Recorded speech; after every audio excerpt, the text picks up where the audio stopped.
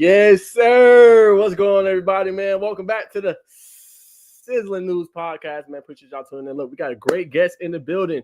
My guy from Mount Paran, Chuck Frierson. He's going to come on the show, tell us everything going on with Mount Paran as the season is right around the corner. It's September 18th, man. So we're going to have him on the show and talk everything hoops with Mount Paran. But before we bring him on, let me bring on my co-host. And obviously, this is his show, the Hoop Show. I just had to start it up. I know I came here right on time, Bacon Network off Bacon, man. I came right on time. Just got done with the run. Yes, sir. Let me go ahead and start it. Let me not waste no time. I know Coach Frierson's on the schedule as well. All right, for sure. Do your thing, man. Yes, sir. All right, man. Let's go and bring on Coach Frierson. What's going on, Coach? Coach, how y'all doing? I appreciate it. Hey, man. Good to see you. Good to see y'all as well. Yes, sir. Yes, sir. Well, Coach Chuck, for those that don't know you, man, that's just tuned into the show, man, just give a little, we know you well, but just give a little background, man, on how you got started in this game and obviously your opportunities with Mount Paran. Well, I've been coaching at Mount Paran since 2016. Started as a JV coach. Kind of just learned how to coach from one of my great friends, Greg Phillips. He got me into coaching and got the head coaching job in 2022 and been rocking and rolling there since. I mean, my daughter goes to school there. It's home. So that's Mount Paran is home now. 100%. Now, Coach, I want you to talk about, I mean, last year I was chronicling a lot. I was reporting on it, but an incredible run y'all had last year, making history along the way. So if you can just enlighten the folks with just the run you did and all you was able to do for those kids. Because remember, you started, like you said, 2022. Those kids were freshmen, and they had to buy into the culture you was instilling and the different principles you had, man. So just talk a little bit about that aspect and then kind of seeing it come to fruition that final year. Well, I could go back to year one. We started off, we were 5-21. And when you're asking guys to come in at 6 a.m. and work every morning and then stay after school and lift weights, and then you shoot at night, that's a different buy-in. And at first, it was a little kickback. A lot of people were like, why are y'all doing this? Why are you? I said, give it time. We didn't have too many leaders. I'm fresh.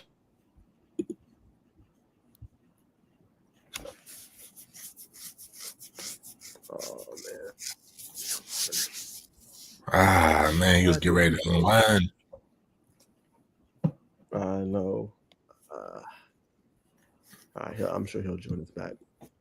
100%. Nah, great guest. Great guest, man. Yeah, man. This guy's legit, man. He's a man of faith and family. I mean, when you'll hear like when he come back, man. I mean, he's a great guy. Oh, sorry about that. Yes, sir. Well, Coach, you said you cut off, but you said I started fresh. Oh, started fresh, coming off as a JV coach, and you're a cool coach. So you they want to hang out with you, and then that's a different role. So we coming in at 6 a.m. We're doing everything we can. And after year one, they kind of was like, okay, we kind of got a taste of how it feels. And I was blessed to have the kids I had on JV start varsity the next year. So I kind of was coaching them, being their head coach from the day they walked into high school. And we jumped into a new region. We were playing all the Atlanta public schools, and we were getting beat up a little bit. And I got some good advice from some of those coaches. They said, just keep doing what you're doing. And at night, when you lose a couple of games by 20 or 30 points to some of these good teams, keep doing what you're doing. Don't sound good. But we found a way. And then last year, everything came into place. Those freshmen were seniors. Those sophomores were seniors at that point, and they understood what it took, and they got a taste of winning. When you get rolling, you just got to be the last man standing and outplay everybody. On paper, we will never pass the eye test. I kind of like it that way. I like coming in the gym and people.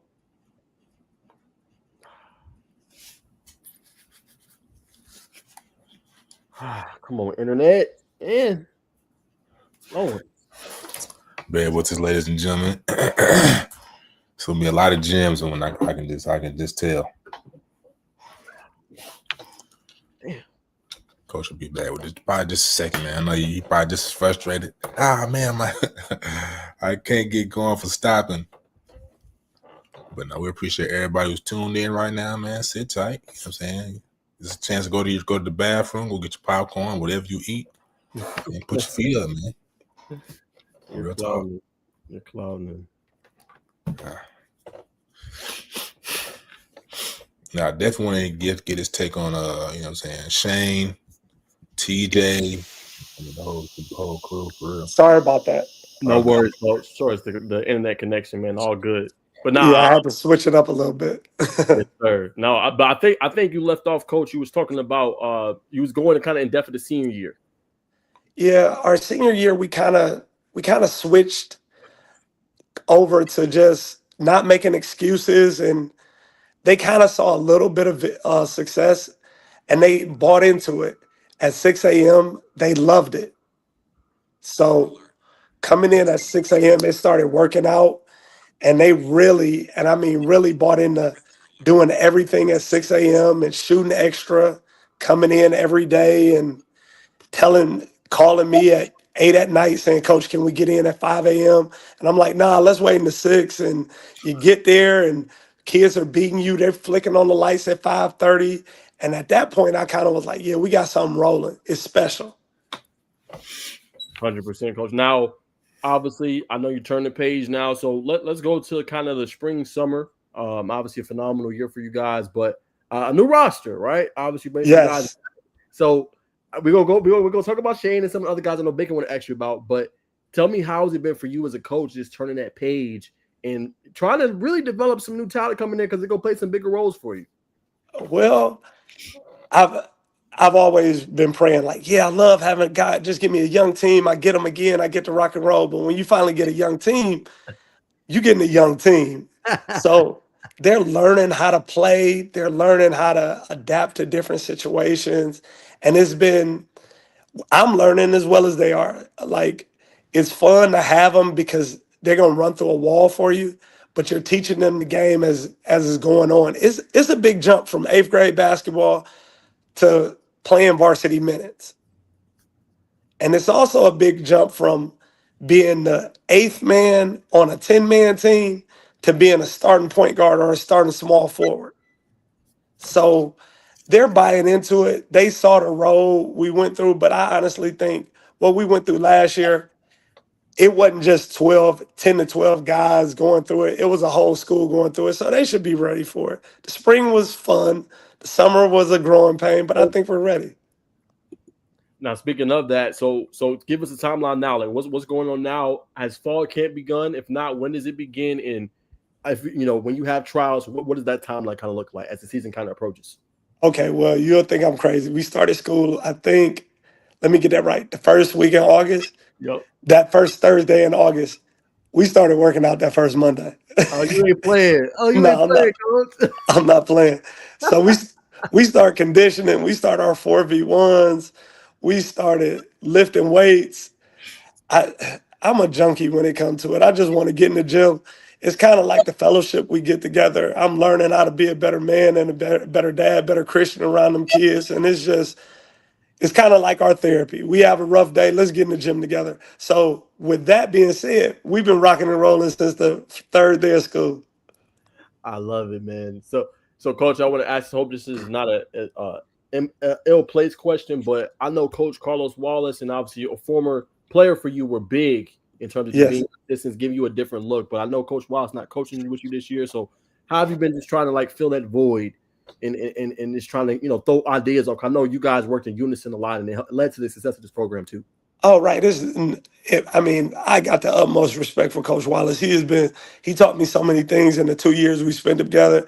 I feel like he came in my life at the right time and showed me some things. And he put me, one thing I can say, he always held me accountable on things, and I held him accountable. And he was a big blessing. And losing 3 seniors and Coach Wallace has been things, but they all taught us things. And we're filling that void with younger guys, players wise, and I got some great assistants with me. I have Coach Hosley, Coach Guinea from KSU, Coach Alexander, who's going to shock a lot of people. I thought I had a lot of basketball knowledge, but he coming back with NBA experience and everything, and he just want to give back to the community. So I think everything that Coach Wallace has instilled in us and handed over so much wisdom to us has been one of those things where I can keep giving to the kids. It's one of those things. It's a blessing. When people come in your life, they make you better, man. You can't do nothing about it, but just get better at it.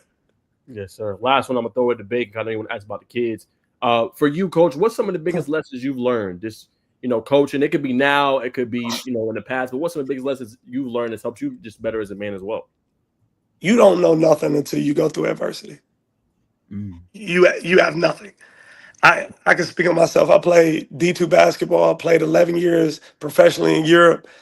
When I got into coaching, I'm a newbie. So it's like you're learning these things, and I think you're never above the situation. I think coaching JV basketball taught me a lot, and you can learn from any situation. I literally remember year 2, I had a dad sit behind me and said, "I think the slip is open." I'm in the middle of a game. I got Chris Park, one of the best point guards I've ever coached and been around. And he like, "Coach, I think the slip open." And you hear a lot of things. And the first time he said it, my ears kind of perked up. Now, this is a dad at our school, great guy. I dap him up in Carline. He never talked to me about basketball. His kids are in my class. "Coach, hit the slip." I went in the huddle. I looked. It happened 2 or 3 times where I didn't hit the slip. And I said, "I'm about to hit this slip." I said, "What we got to lose?" Hit the slip. I looked at him. He looked at me. And I was like, "Oh, this is real." So I'm saying all this. You never know where you're going to learn from. I guess somebody said, "Man, I guess God was like, Chuck, you can't lose this game tonight, baby. Let me put somebody behind you to know what's going on, because you done ran the same play and you keep getting the same reaction." So we hit the slip. We kept getting it, and Cam kept scoring off of the same possession. And I looked at him and I was like, yeah, that was like, if I was in a big arena, I probably only heard that voice. So to land this plane, I think you can learn from anything. Like, I learned from so many different people, and it's funny, they try to approach me and say, "Well, you played, you did this." Okay, but I can learn from you too. Like, you're never above that. Somebody gonna give you some advice. You just gotta have a willingness to learn and just move forward. Great answer. Go ahead, baby. Hit the slip. I like that, man. Coach, I ain't gonna beat around the bush, man. I gotta ask you about Shane Goins. You know what I'm saying? Top 60 was that top 60? Yeah, but just another year under the program. Just what have you seen about his game that's different this year? Well, I got to cut you off. He better than top 60. He probably top 5, but I'm biased. I see him every day. I mean, he's a workhorse. He's one of those kids. You got to kind of kick him out the gym, and he will play one-on-one and shoot after practice. He's a perfectionist. Year 1, he came into the program as just a flat-out scorer. I could have easily started him as a freshman, and he probably would have averaged 20, and he would have been one of those kids that break a ton of records. But I know, hindsight, looking at it now, it worked out. Thank God it did, because if you don't start a kid with that talent, you're crazy. Right. But he ended up growing into a phenomenal team player. And every Tuesday night in Fall League, he grows into a different type of player, and he's at 6'3", at 15 years old, he probably gonna get to 6'5" and play the 1 and 2. I think he's gonna be one of the top players to ever come out of Georgia, because he can shoot the basketball and he's just getting started. And he's becoming a willing passer and a very good defender. But he's 15, so some days he's gonna have those days where you're like, "Coach, my shot not falling." And the advice I get at him and JT and the others is, if your shot not falling, can you still be a great player to get us a win? And he's learning that. And now you've seen him during the summer. He will do things that will make you, as a coach, become a fan. Mm-hmm. He will dunk on somebody. He will get a steal. He'll throw a bounce pass from 40 feet. And he'll still have the same face, and then he'll scream one time the whole game, and that's all you hear from him. But I think in the past, let's say about 4 months, he's grown into not just a young kid, he's a young man right now. So I got to ask, Coach, what was your thought process of why didn't you start him last year? I had 3 seniors he had to learn from. And to be honest with you, I used him as a secret weapon. Selfishly, I don't think nobody off the bench was better than him.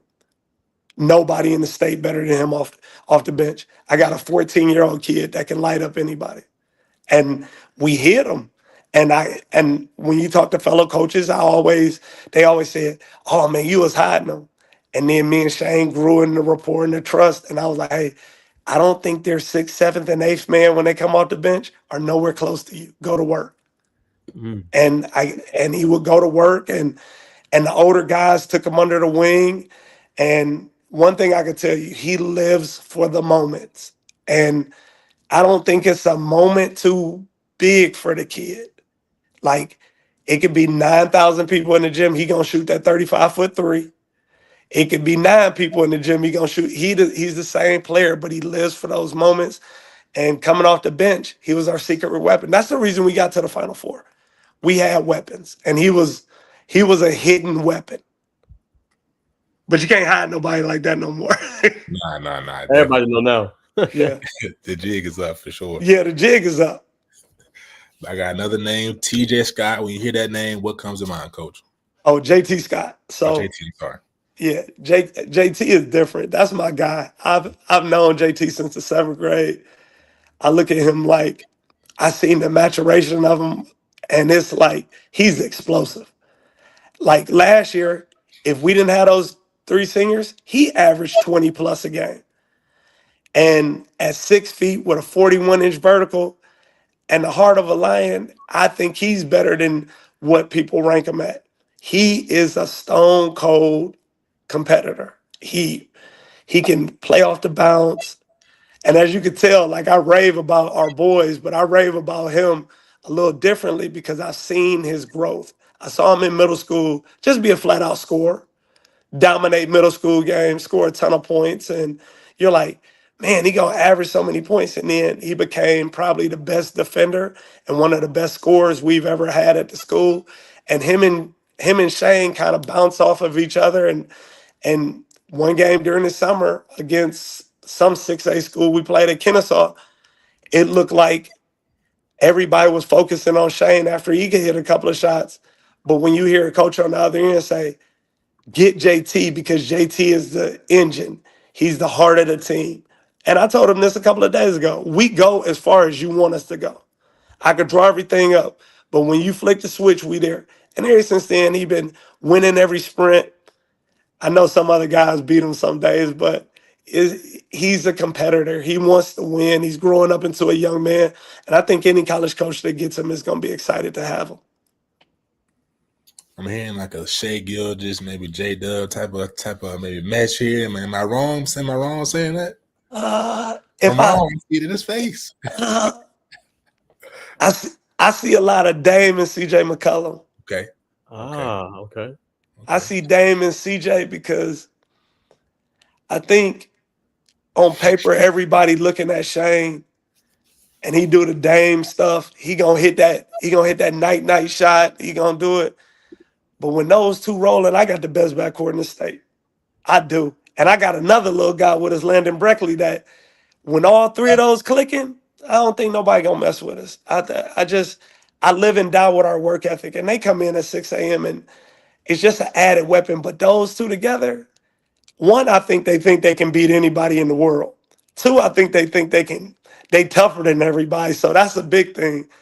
And they're not super big, but they got this heart of a lion mentality. And I wish I could say I instilled that in them. But God gave me two silent assassins. I got one that won't say one word, and I got one that'll talk to anybody. So I put them two together. I think we're going to be straight. All right, Shane, JT, you know what I mean? Went to the Final Four last year, lost to Holy Innocents. How far do you think you can go this year with those two, or just with the whole team collectively? Oh, wow. That's a big one. Right. It's easy for me to say we could do the same thing because I got that confidence in them. But right now, I think we can compete in one of the best regions. God willing, we can make one of these magical runs. I know I got a lot more energy to do that again because with this team, these young boys, I got 2 years with the youngest group, no seniors on my roster. Right, Wow. right. Yeah, not one senior. So I got 2 years with this group, and I think we can shock a lot of people. I can't put a destination on it God willing, it's the state title, but I ran into the boogeyman last year. Right. That boy different. That boy is He different. he's different. Like that was I walked into that game and I said, yeah, Caleb Wilson is good, but when you walk next to a humble kid that's hitting bank threes, step back threes, Nothing you can do. all Can't do. you can't do nothing about it.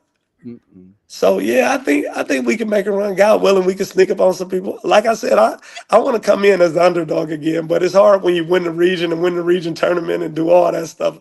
But you just got to come in with an edge, and I think we can do it again. 100%, coach. You know what I mean? Close. There were losses, but close losses last year to a talented Hillgrove team. We all know about Mount Vernon, what they got going on. So I'm sure y'all be back in the mix again this year. But two more questions before I throw it back to Naj. You know, still a young man. Are you still getting active? You know what I'm saying? Defensive slide with the guys Right. during practice. I got to. Yes, sir. I'm not playing one-on-one with them because if they beat me, oh, it's a wrap. It's one kid I got right now. I know he can't wait to dunk on me. It's Dylan Binion. He try to dunk on everybody. If him or Shane or JT dunk on me, they going to find y'all on Instagram or something and say, look at this video because the camera going to be there. I know how it go. So I'm all in it. I get to the ground with them, work out with them. It's fun. It's fun. It keep you young. 100%. So, you know what I'm saying? Keeps you young. You know what I mean? You grow mentally, physically, and spiritually as a coach. But are there any extra things that, you know what I'm saying, keeps you going back to the coaching thing, or do you one day want to go to the next level? I'm home. Okay. I was always taught, enjoy where your feet is planted. I got a daughter. She in second grade. She love it there. I got a headmaster. I got that support me. He coming to the games. I teach elementary PE. So half of the kids, my goal is my kindergarten through fifth. They say they want to play for me. So I'm here. I'm here. Like I love the grind of being a high school coach at this level. It's a blessing. I'm learning every day. It humbles you. Trust me. Most people say, Coach Frierson, Coach Chuck. I got second graders calling me Coach French Fry at a basketball game. You can't do nothing but be humble. Like it's home, and I'm comfortable. And I won't say comfortable in a way I don't have anything to strive for, but I want to be the coach that impact these kids' lives. And I think God put me in the right place, and it's home. My wife is an ambassador at the school. My daughter is a second grader, so I don't know if I can ever duplicate the happiness I have in that situation. You know what I'm saying? Like, not too many people can say, "Oh, I got my daughter in class," and my daughter say, "Hey, Daddy, you my favorite teacher." Like, hey, she my agent. She love the school. I love the school. When I got her there, I said, "Yeah, this home, this good." Deeply rooted. I like that. Yeah. So, Coach, I know y'all got some big showcases. I know y'all got some big things coming up this year, man. So give us a 411. Give us kind of an inside look of big showcases, teams, whatever y'all gonna be in this season for basketball. All right, so this upcoming season, we start off at Kennesaw Mountain. I think that's one of the most hidden gem teams in the whole state. They got some players. Like Coach Fisher got his boys rocking and rolling. They got a couple of guys. Then after that, we go to the Powder Springs Showcase. And, Hillgrove, we lost to them very close game, but that's going to be good. We got some good games. And then Thanksgiving, we're going to play at the Hoya Thanksgiving shootout. We play against Walton. And he's one of the best coaches I've ever seen. Like, I've seen Division II, I've seen overseas. This guy have his boys rocking and rolling. It don't matter who he have on his thing. So that's a test for me. And then during Christmas, we're going to play in Savannah. And Savannah Christian Classic. That's going to be good for us. Get away, more of a bonding and playing type situation. And MLK shootout, where we get a chance to go up against some more 6As. So we kind of loaded up, and we got the North Georgia report with Coach Penland. I played against him overseas, actually. And then when you fall into this little coaching thing, you kind of run into him again. And he said, I got a showcase. I said, I got some guys. Let's go. But the biggest thing is our region. 1 through, I don't even know if it's 15 teams, 16 teams. It's tough. That's what I'm looking forward to. That's where we grow. I don't think the team we are today will not be as great as I think we can be by February. We're going to grow every day, but we got some heavy hitters. We got Padea, I think CJ Harper, and the wing they got over there are unreal. You know, Mount Vernon is loaded. Mount Bethel was loaded with so is, and then Walker, they're loaded too. Coach Brickhouse bring them boys in there every day. So if I'm not on my P's and Q's, is gonna be rough. But our boys love it. I think we come in as the underdog, and I forgot we got the reigning state champion, best academy in our region as well. So the showcases prepare us for the dogfight we gonna get into, and that's the fun part. And I got a young group, so they're naive to it. They're gonna get punched in the mouth, and then they're gonna come back the next day and fight again. They're resilient, so this team is gonna be different. But I'm learning. Speaking of, that brings me to my next point in segue. I wanted to ask you, Coach. So, what are those parameters or those qualities you look for in these players? Because I know for certain coaches, like you got to meet this certain criteria, not just grades, but your character on and off the court, how you carry yourself. What are some key things you look for in order to say, "Hey, I'm going to play for Coach Chuck"? Well, first and foremost, I tell everybody, I'm not for everybody. I'm not. I'm high energy. I'm a 6 a.m. guy. I'm a late night guy. I'm going to expect everything. And I'm not changing the culture, changing the standards for who walks in that building. I'm going to keep it high. And that's the same way I was brought up as a man, as a coach, as a player. If you're trying to build a program, it don't matter who it is, they going to run, they going to defend, and they going to shoot that 3 ball 3 feet behind the line. That's how we going to be. And you're going to be a good man of God. That's who I care about. We could lose every game, but if they walk out and be better young men, I'm happy. And when I look at things like that, I just look at a lot of players that we've had that come through and they just fit the system. They fit what we're doing. Asher Wills, people don't know, but that's one of my closest relationships as a player because now he defends everybody. He's probably the best defender we have. But like as a young man, he's one of the best young men I've ever seen. And that's the criteria I want to see in every young man that come through our program.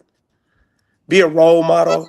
The buckets are cool. Don't get me wrong. Score 30, win. I'm happy. But you got to be a nice young man because these kids see you. I'm in a K through 12 environment. Our seniors and our kindergartners are in the same building. They gonna walk the same hallways. Some of them use the same locker rooms. We go to chapel. We do all these things intertwined. So if you can't be the role model or I can't be the role model, you're not meant to be a Mount Perrin man and a Mount Perrin basketball player. And that's what we want to set. So like the basketball side is cool. I could drill you to death. I can have you in there. That's easy. I think everybody can be in there. But for what we do and how to respect and do the right thing, it got to be the thing. Like my daughter thinks she got 15 brothers. Like, and those are the type of kids that you want around. So that's how it is. She thinks she got 15 to 24 brothers every year. She know the roster off and on. She want to be in the interview, but she got to be in bed. So those are the qualities. It's one big happy family. We gonna fight, we gonna argue, but we one family and we stick together. I respect that, Coach. Let me ask you this. You talked about, so I do want to ask, you talked about going up against some of the best coaches. So for you, I know you mentioned Walton, but in your lifetime, who's the best coach you ever went against? You were just like, man, you know what? I got to just tip the cap. Like, you know, this guy's just another level. What lesson did you learn from that potential? It was Coach Abney. Coach Abney. Coach Abney. Walton's coach's brother. Coach Abney. I'll never get that Pope. So I'll tell you this story. First year, we in his showcase. We played Walton. They beat the brakes off of us. And when I mean beat the brakes off, they had Luke Flynn. They trapping. They doing everything. We get smacked. I'm upset. I'm driving the bus home. And I'm just thinking, I'm like, man, how did he do it? I actually talked to him the next night. He sit down and have a 30-minute conversation with me. He don't know me from the Price of Rice of China. He don't know. He just like, whatever, let's talk. So we sitting there, and then he just giving me game on how it goes, how to build a program.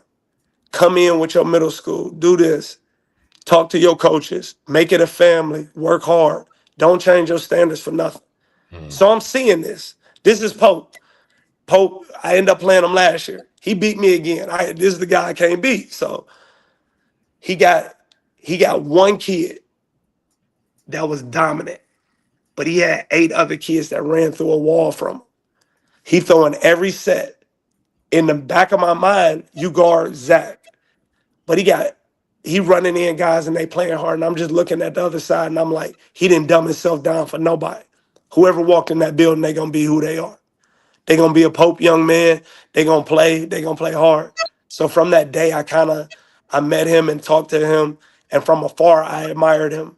I think Coach Brickhouse at Walker is the same way. He always, I dap him up, we talk, he give me game, but like it don't matter who he had, they gonna run through a wall. They gonna run you through the wall. So it's those 2 coaches have stood out in my coaching career that have like I've been like wow, like it don't matter who walked through that building. They've had Division I talent, but their teams are still the same. A down year for them is 18 wins. So you look and you're like, it's not about the players, it's about the culture you create.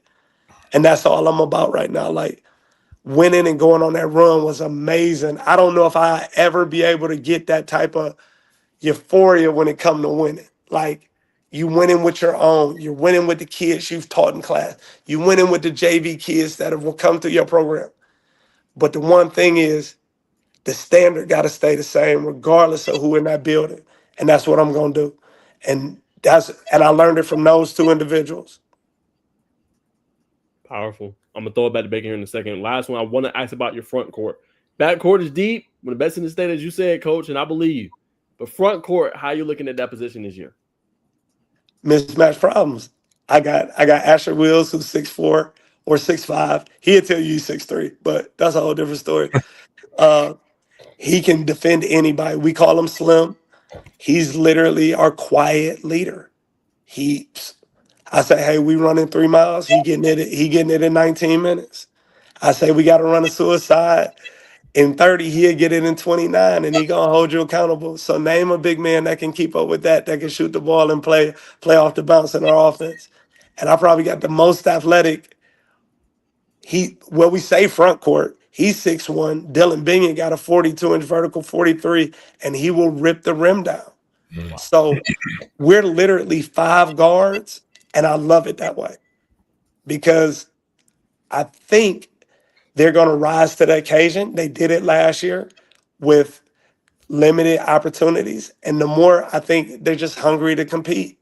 And then we got Landon Breckley. I got a 3-headed monster at guard. Actually, I got a 4-headed monster at guard, and my 5-man can handle the ball too. And I might play him on the wing and let him handle the ball because that's what we just trying to create. Unless it's probably some kindergarten that's going to get to 6'10", and I have them in class and I keep them in class. But until then, I think that's just our style right now. With that's our front court. Gotcha, Coach. So speaking of that, that's another great segue if I bring Bacon in on his questions. I want to just get your take on this, Coach. I mean, you're more astute than we are. I think Sports Center Next brought up a really great question. He said, is the center position dissolving?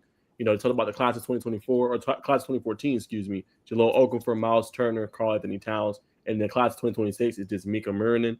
Just what's your thoughts? I mean, you kind of alluded to a little bit about, kind of your dominant guard lineup, everybody playing, everybody buying in. But what's your just thoughts on this, Coach? Do you feel like the center position is dissolving in basketball? I don't think it's dissolving. I just think kids are better. And if you watch the NBA, name a big man that doesn't shoot the 3 or doesn't put the ball on the floor. The game has changed. Everybody is going to that European 5-out style. So the traditional back to the basket big is kind of obsolete because they're going to put you in a pick and roll and make you guard.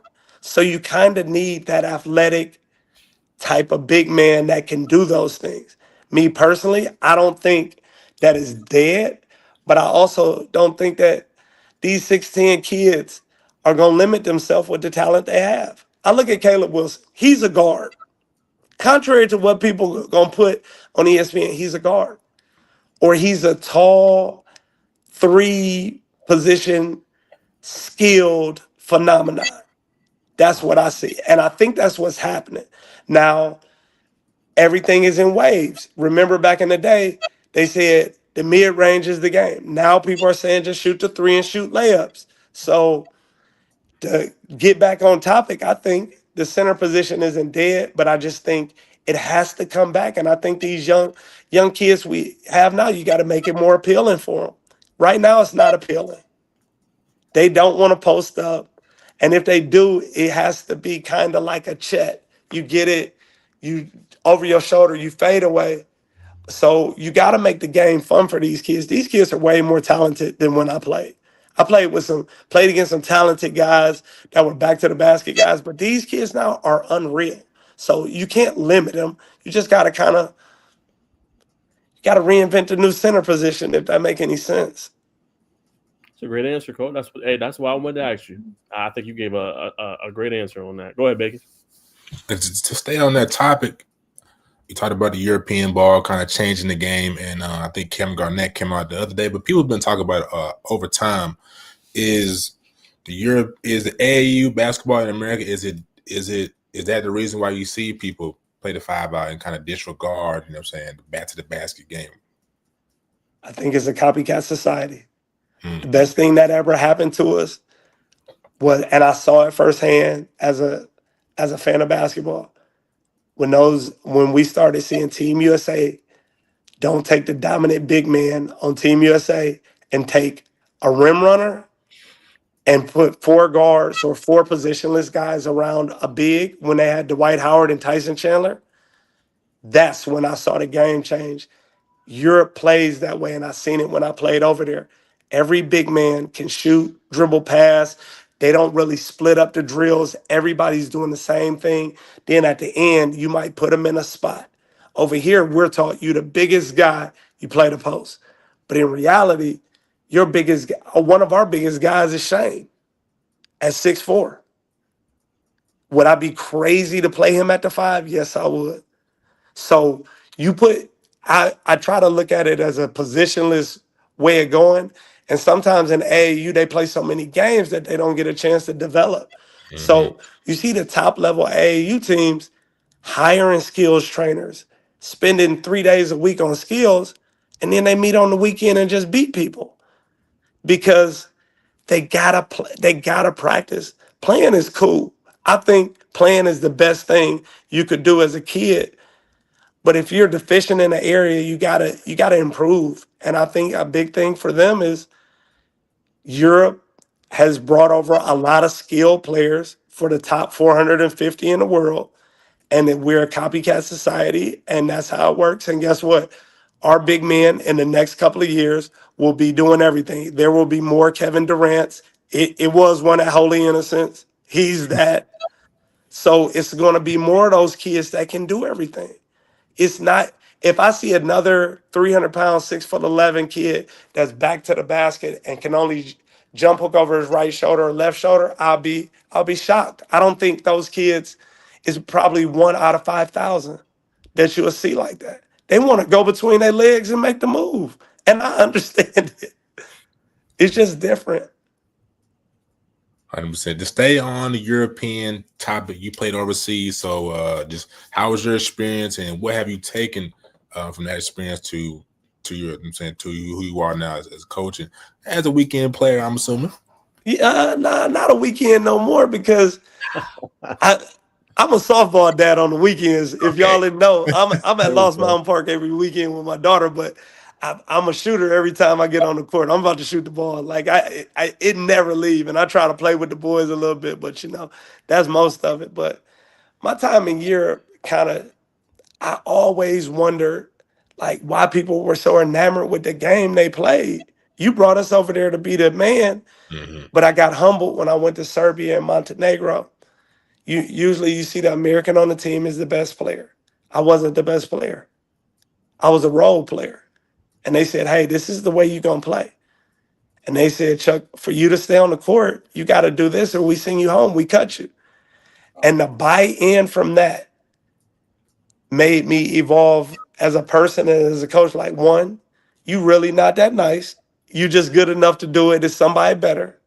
And then two, everybody got a role to be successful. Master your role. So I try to bring that with our boys. Everybody does everything. I got a freshman guard that's 5'2". maybe 5'3". He'll hate me in the morning if he sees this. But he gonna have to post up one time. He ain't no different than nobody else. So you got to make everybody in that situation learn every spot, because on any given night you got to do something different. So I always learn that. And another thing is just fellowship and bonding is bigger than playing on the court. I think our success came from being together. It's the little things. And I learned that in Europe. My first couple of years, I never left my apartment. I was Xbox, PS3 or PS2, whatever was out that in. I never left. Or I'd download a movie and I watched it. And I figured out, like, in year 2, you're in a country for 9 to 10 months. You could be at home working a regular job. God bless you to make some good money and play basketball. Go out there and meet these people. I ain't been to Europe since I stopped playing in 2016. So I'm glad I got out of that apartment. So you got to learn. You got to learn and evolve. And I take that in our coaching. Like, we try to get together. We hang out. We watch football together, or we did last year. It's hard when you got all these Georgia fans on your team, and I'm an Ohio State guy. I'm like, hey, I ain't watching no Georgia games, but you know how it go. But, I mean, we get together, we hang out, and we try to build something, because when it's 30 seconds left, you got to trust that person to make the right play. But if you for self and you only thinking of you not going to do the right thing. You might do it once or twice and you might get lucky, but you got to be a band of brothers to win.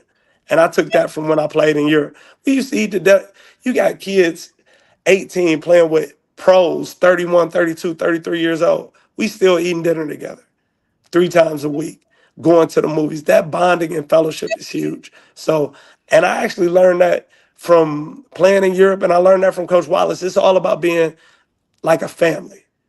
That's the only way you're going to get there.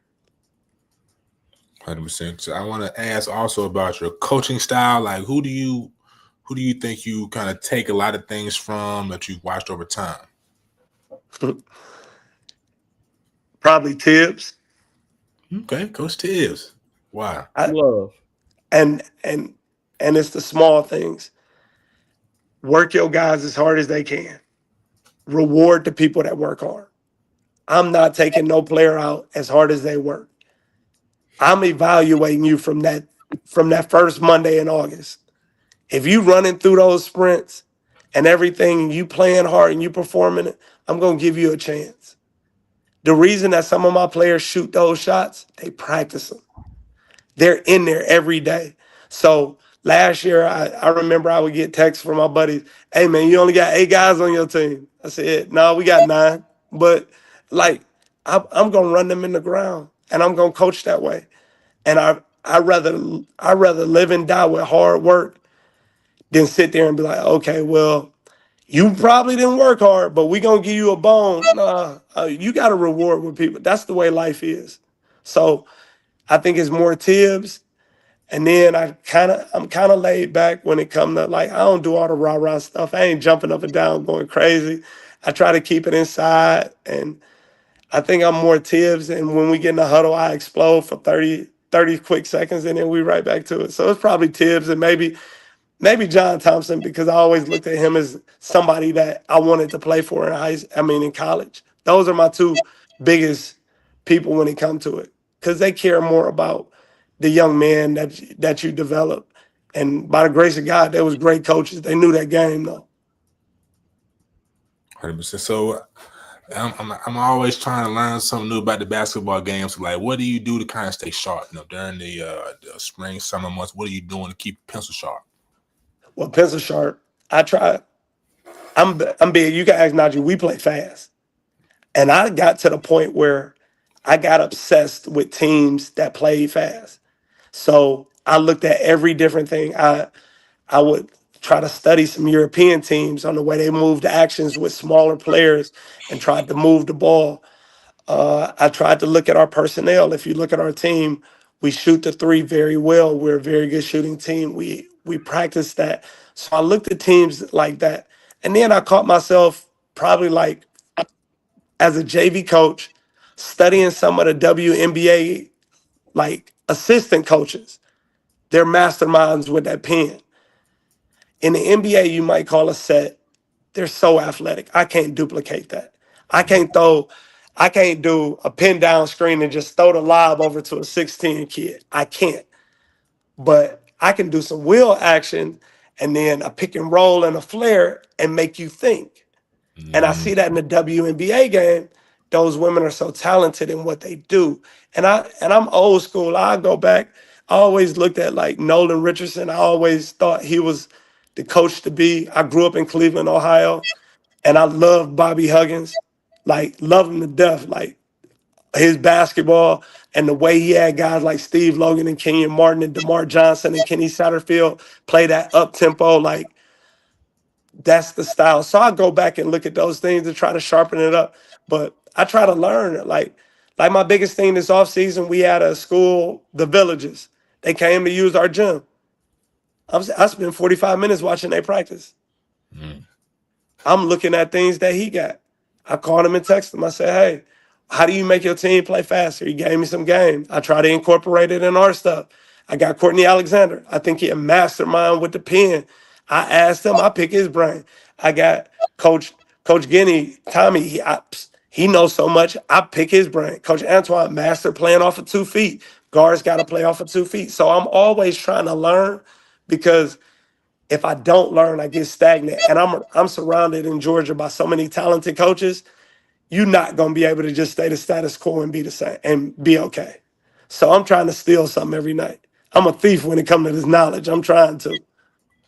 For sure. Last thing I thought about the knowledge. Would you say, is it a fair assessment to say that offensive schemes are simplistic, like just a lot of maybe 1 or 2 actions, and it's a 2-man game, kind of making people choose, or do you still think it's complex for some teams? I think we can outthink ourselves as coaches. I think we can really outthink ourselves. I've done it before. I've outcoached myself in games, throwing in stuff. And then sometimes, y'all know, keep it simple. I try to keep it simple at the end. And if I outthink myself, I know the kid's gonna do it. So a big thing for us is skill development. Give them the tools where they can do these things. Because I can call out any play, but you got to be able to react and do it. So a lot of our things are skill-driven things. So every year I build our team up on what do we do well. I've been blessed the past couple of years with shooters. So we gonna shoot. A lot of our sets come with shooting, but they got to shoot the ball. So they in there 6 a.m. The past 2 years, great idea from Coach Wallace, 15,000 makes. Well, now our boys almost making 20,000 at that time during the summer. They shooting on the gun every morning. They shooting at night. So it got to the point where I got to make sure our development is there and their brain is there, and then the plays just become easy because you never want to throw in too much, and they can't physically do it. Then you're a robot. And I kind of want our guards to play. When I'm all said and gone coaching, I want people to be like, man, you play for Coach Chuck? Oh yeah, he let his guards go because I got 10 guards.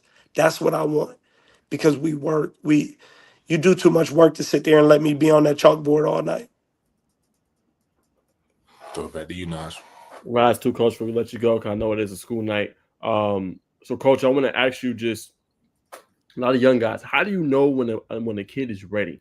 And by that, Coach, I mean, let's say 4th quarter in the game, you might need to get 2 minutes here, right? Let's say one of your players is winded. You might have to depend on that freshman or that young player to come in for 2 minutes and let's just say play defense, right, or fulfill a role. How do you know that player is ready in that moment in order to kind of fulfill that role for you? It really starts in the spring of the previous season. Okay. It starts in the spring of the previous season. It has been, we build a trust from, I'll say April till maybe October with fall league and all the games we play. I throw them in the fire. I don't want to see a private school. I got enough of them in my region. I don't want to see a small school. We got a tough of them. We'll see them in the state tournament. So I throw our kids in the roughest, toughest games possible. And that's when they grow. All my freshmen have grown because they've played in these hostile games. Man, Hillgrove and that environment made JT who he is. Let's put that in perspective. Hillgrove with Asa Montgomery and Jada and all that talent and those dogs they got over there, they made my boys better for what we did in that run. But that started the preparation from what we did the previous spring. We almost, people at school, I know my ADs and them laugh when I say this, basketball year round. So you're preparing them. You're putting them in that fire. So when they get in that game, it's never too big. Now, granted, everybody has a moment. As a coach, I have those moments where you're like, oh, 30 seconds, let's see. But if I try to prepare you all the way, so by November, you're okay to give me 2 to 3 minutes. Because we can't win with just that first 5 or 6. I need all 8 to 10 kids to do it. So, like, just to answer it, I throw them in the fire extremely early. Like, in June, we gonna play the roughest, toughest, most aggressive big schools. And that little 14-year-old that just got out of middle school, if I think you're ready, you're gonna go with us on all our trips. You're gonna work out with us. I got an 8th grader right now. I coached his brother, and their family trusts me enough to throw him into our workouts because I know next year he gonna be ready to play as a rising 9th grader. So I don't care how young you are. If I prepare you, you're gonna be ready. Like somebody was like, yeah, you got puppies, you got to turn them into dogs. And that's what I'm trying to do every night. We just work, work, work, work, work. So when we get in that hostile Mount Vernon game and we up by 1 or down by 2, and I got to throw somebody in, the moment isn't bigger than I sat you on the bench and you didn't sat 10 games and then I throw you in. I don't care who you are. We just got to be good by the end of February. We get to the end of February, then we going to be straight. We just got to outlast them and they get to that point. So you just got to start early. It doesn't happen overnight. And yes, I pulled a little bit of hair I got in the gray in my beard. I just go nuts, but they got to do it. You got to let them do it. You got to let them grow. Certainly, coach. And last question, I just want you to chronicle just the talent. You said a little bit about your backcourt and Shane Goins, you think being really one of the best players in the country. But just chronicle just the state itself, coach. Just the talent that we have in the Peach State. I mean, Shane Goins, JT. I mean, Caleb was like we always having a lottery pick like either every year or every other year. Just can you talk about that a little bit? Man, I know Bacon itching because I know he got a question because I know because I'm gonna say something that's gonna trigger him. Georgia might, and this is coming from Cleveland, Ohio, and I love home. I'm a 216 guy till I die.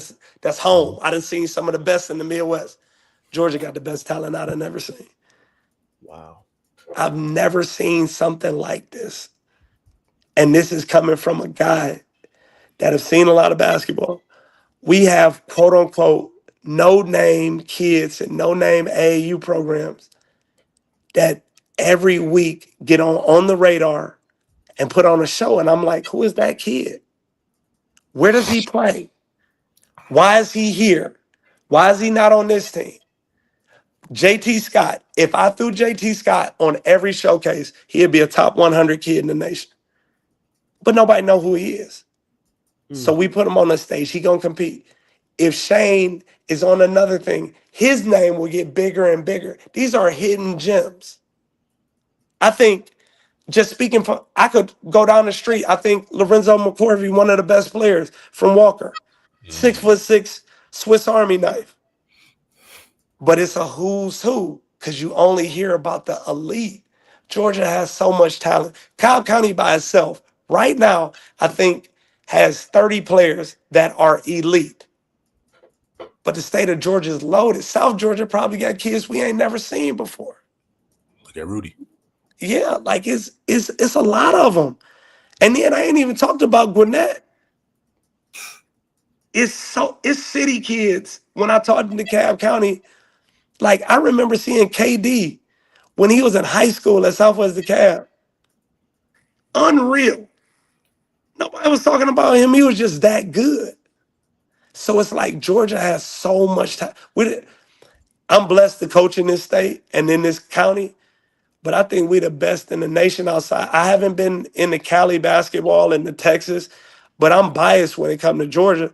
I don't think an AAU team got to leave Atlanta and still be a top 100 player in the nation. Ace Bailey. Let's put that in perspective. That's right. Did it independent the whole way. Did it independent. And AOT is a Nike program right now because of everything Sharif and them done. They went independent, and he was, what was he, number 3 in the draft? Number 5, what? Something like that, yeah. Yeah. So put that into perspective. That's on the radar. That's Next Play 360 every other weekend. You ain't going to find that nowhere else. Nah. And I grew up in Cleveland, where I think we got some of the best basketball I've ever seen in the Midwest. But I've never seen no quote unquote. It's a kid, Huey Blaylock. I know y'all heard the name, right? Mhm. Imagine if he was seen by outside of the state. Everybody in the state know the boy can play. That's just random talent around this state that is very, very, very good. We have the best talent. We got some of the best skill programs. We got so many things, but it's so much of it. Like, you only hear about some of these kids, but it's probably a kid at Pebblebrook that we ain't heard of that Coach Washington gonna have, and he gonna be a dog, and he gonna go to a D2, then go D1, and we gonna see him and be like, man, he went to Pebblebrook. That's Right. just how Georgia is. I think the kid at South Atlanta is unreal. Door. Nobody talking about him going crazy, but he is nice. Like, I'm just naming random kids that aren't on the top 200 in the country that I'll put my money up next to them and say, okay. And I put my boys up with them. Shane and JT, Landon, Asher, Dylan. Okay, all right. Nobody knows, but it's all in this state and it's all in this area. And it's an honor to even see it. We don't play against we don't have a cupcake. We played a team last year. They were like, oh, he's not that good. He had 36. Like, okay, he's not that good. He had 30. Like, it's talent all over this state. And I think when colleges come to Georgia, it's like going to Golden Corral. You get what you want. You want a kid? I got it. Come to Next Play 360 with Chris Watkins. He got it. They got him. It's all over there. Georgia is loaded. And we haven't even talked about the shoe teams. Haven't even talked about the top 100 that everybody loves. I'm talking about the kids that's in our backyard that are talented. And I pray to God they get the opportunity.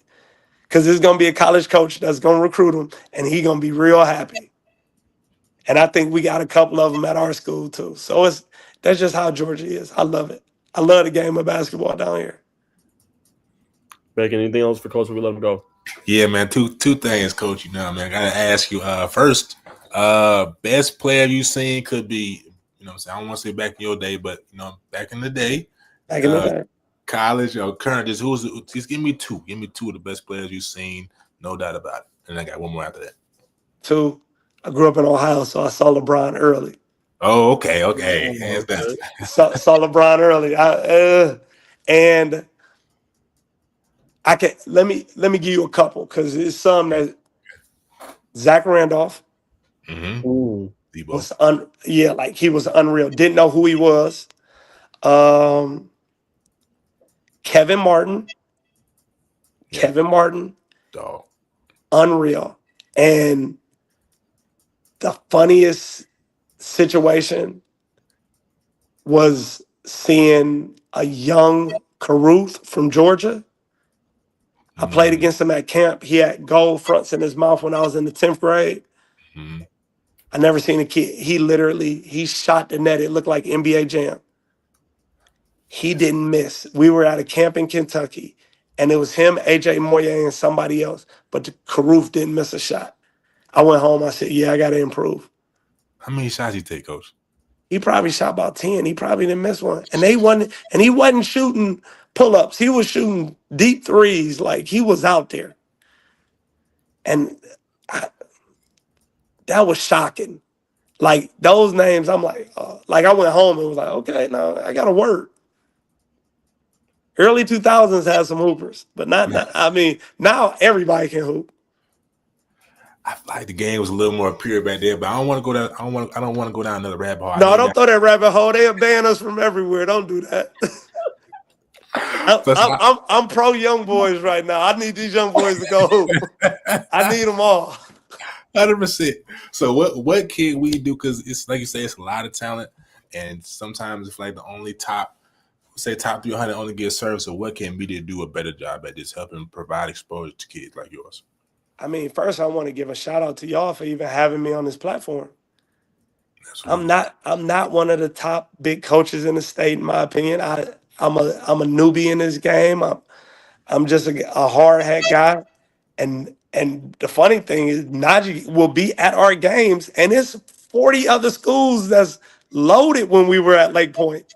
He had a Mount Perrin versus Alatoona and he get the play of the weekend nobody Right. else saw. Like, you remember that play? Facts. Shane 2 feet outside of the paint, cocked it back and dunked it. Everybody went crazy. Let me go But ahead. guess what? Let me go ahead. Yeah, hold on. Yeah, Let me pull. go back because you mentioned it a couple times. I'm gonna let you go back. No, you but say some gems, so I want you to keep going. But now let me pull the play. but like I really appreciate y'all coming to see us. Like nobody sees this play. I remember on the other court, it was all 6A schools. Facts. It was all 6A big private schools. And I got my 6'3", 6'4" rising sophomore making the play of the weekend. I never heard that many people scream and turn around. But y'all take the time out to talk to the coaches and the players. And I appreciate even getting the opportunity to do it because, like I said, there's so much talent in all these gyms. Now you didn't have to have us on this show last year. Like you caught the run before everybody even knew what was going on. That's so true. We literally won 6 games in 7 days or 9 days. Just to make the tourney, Bacon, if you didn't know. Yes. Like he was hot.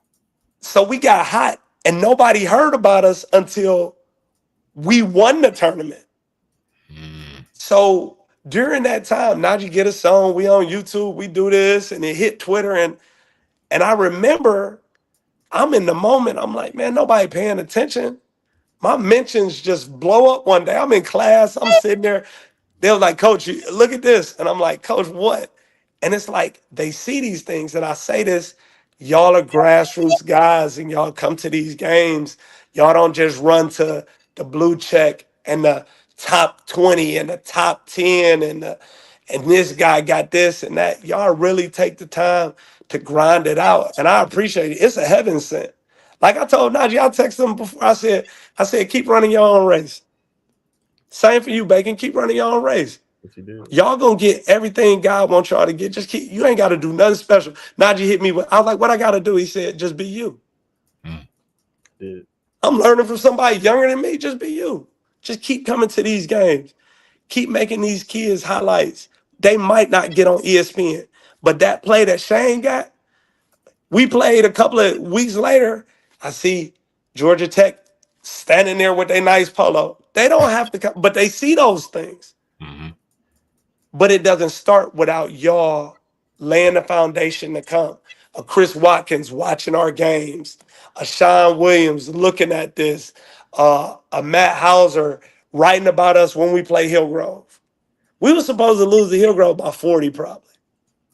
We probably weren't. Little old Mount Perrin. But when you get this notoriety and this grassroots guys, we appreciate y'all. Because those are the things that little coaches love. Like I love being in that single A environment and having y'all come be y'all part of our family because we wouldn't get that without guys like y'all.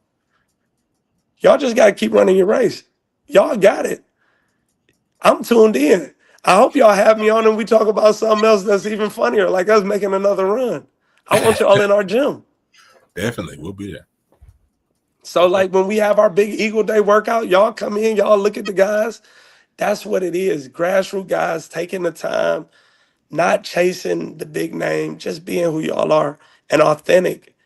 I mean, that's huge because our kids need it. It's a saturated market. It's more stars than people think. Not every star go to a big school.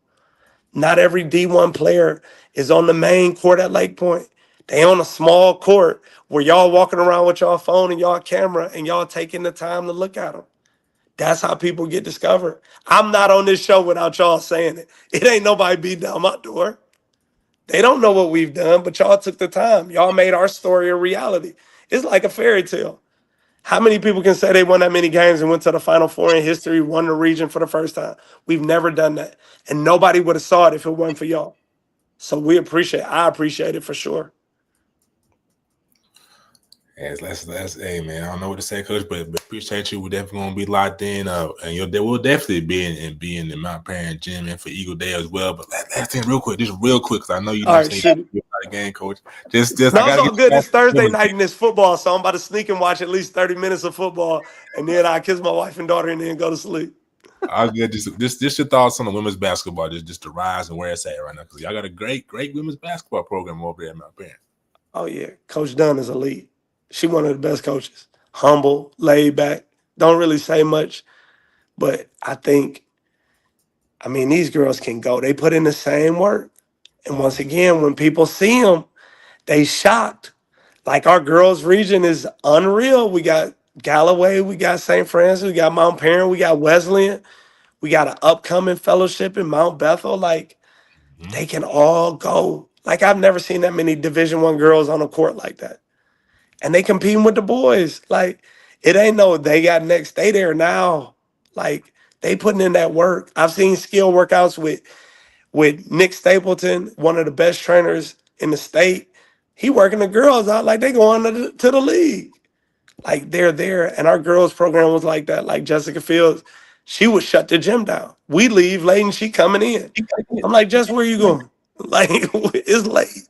But they put the work in. And I think our girls are like that as well. 100%. We definitely appreciate you taking the time to answer all the questions. I'm gonna throw about the nine to segue us out.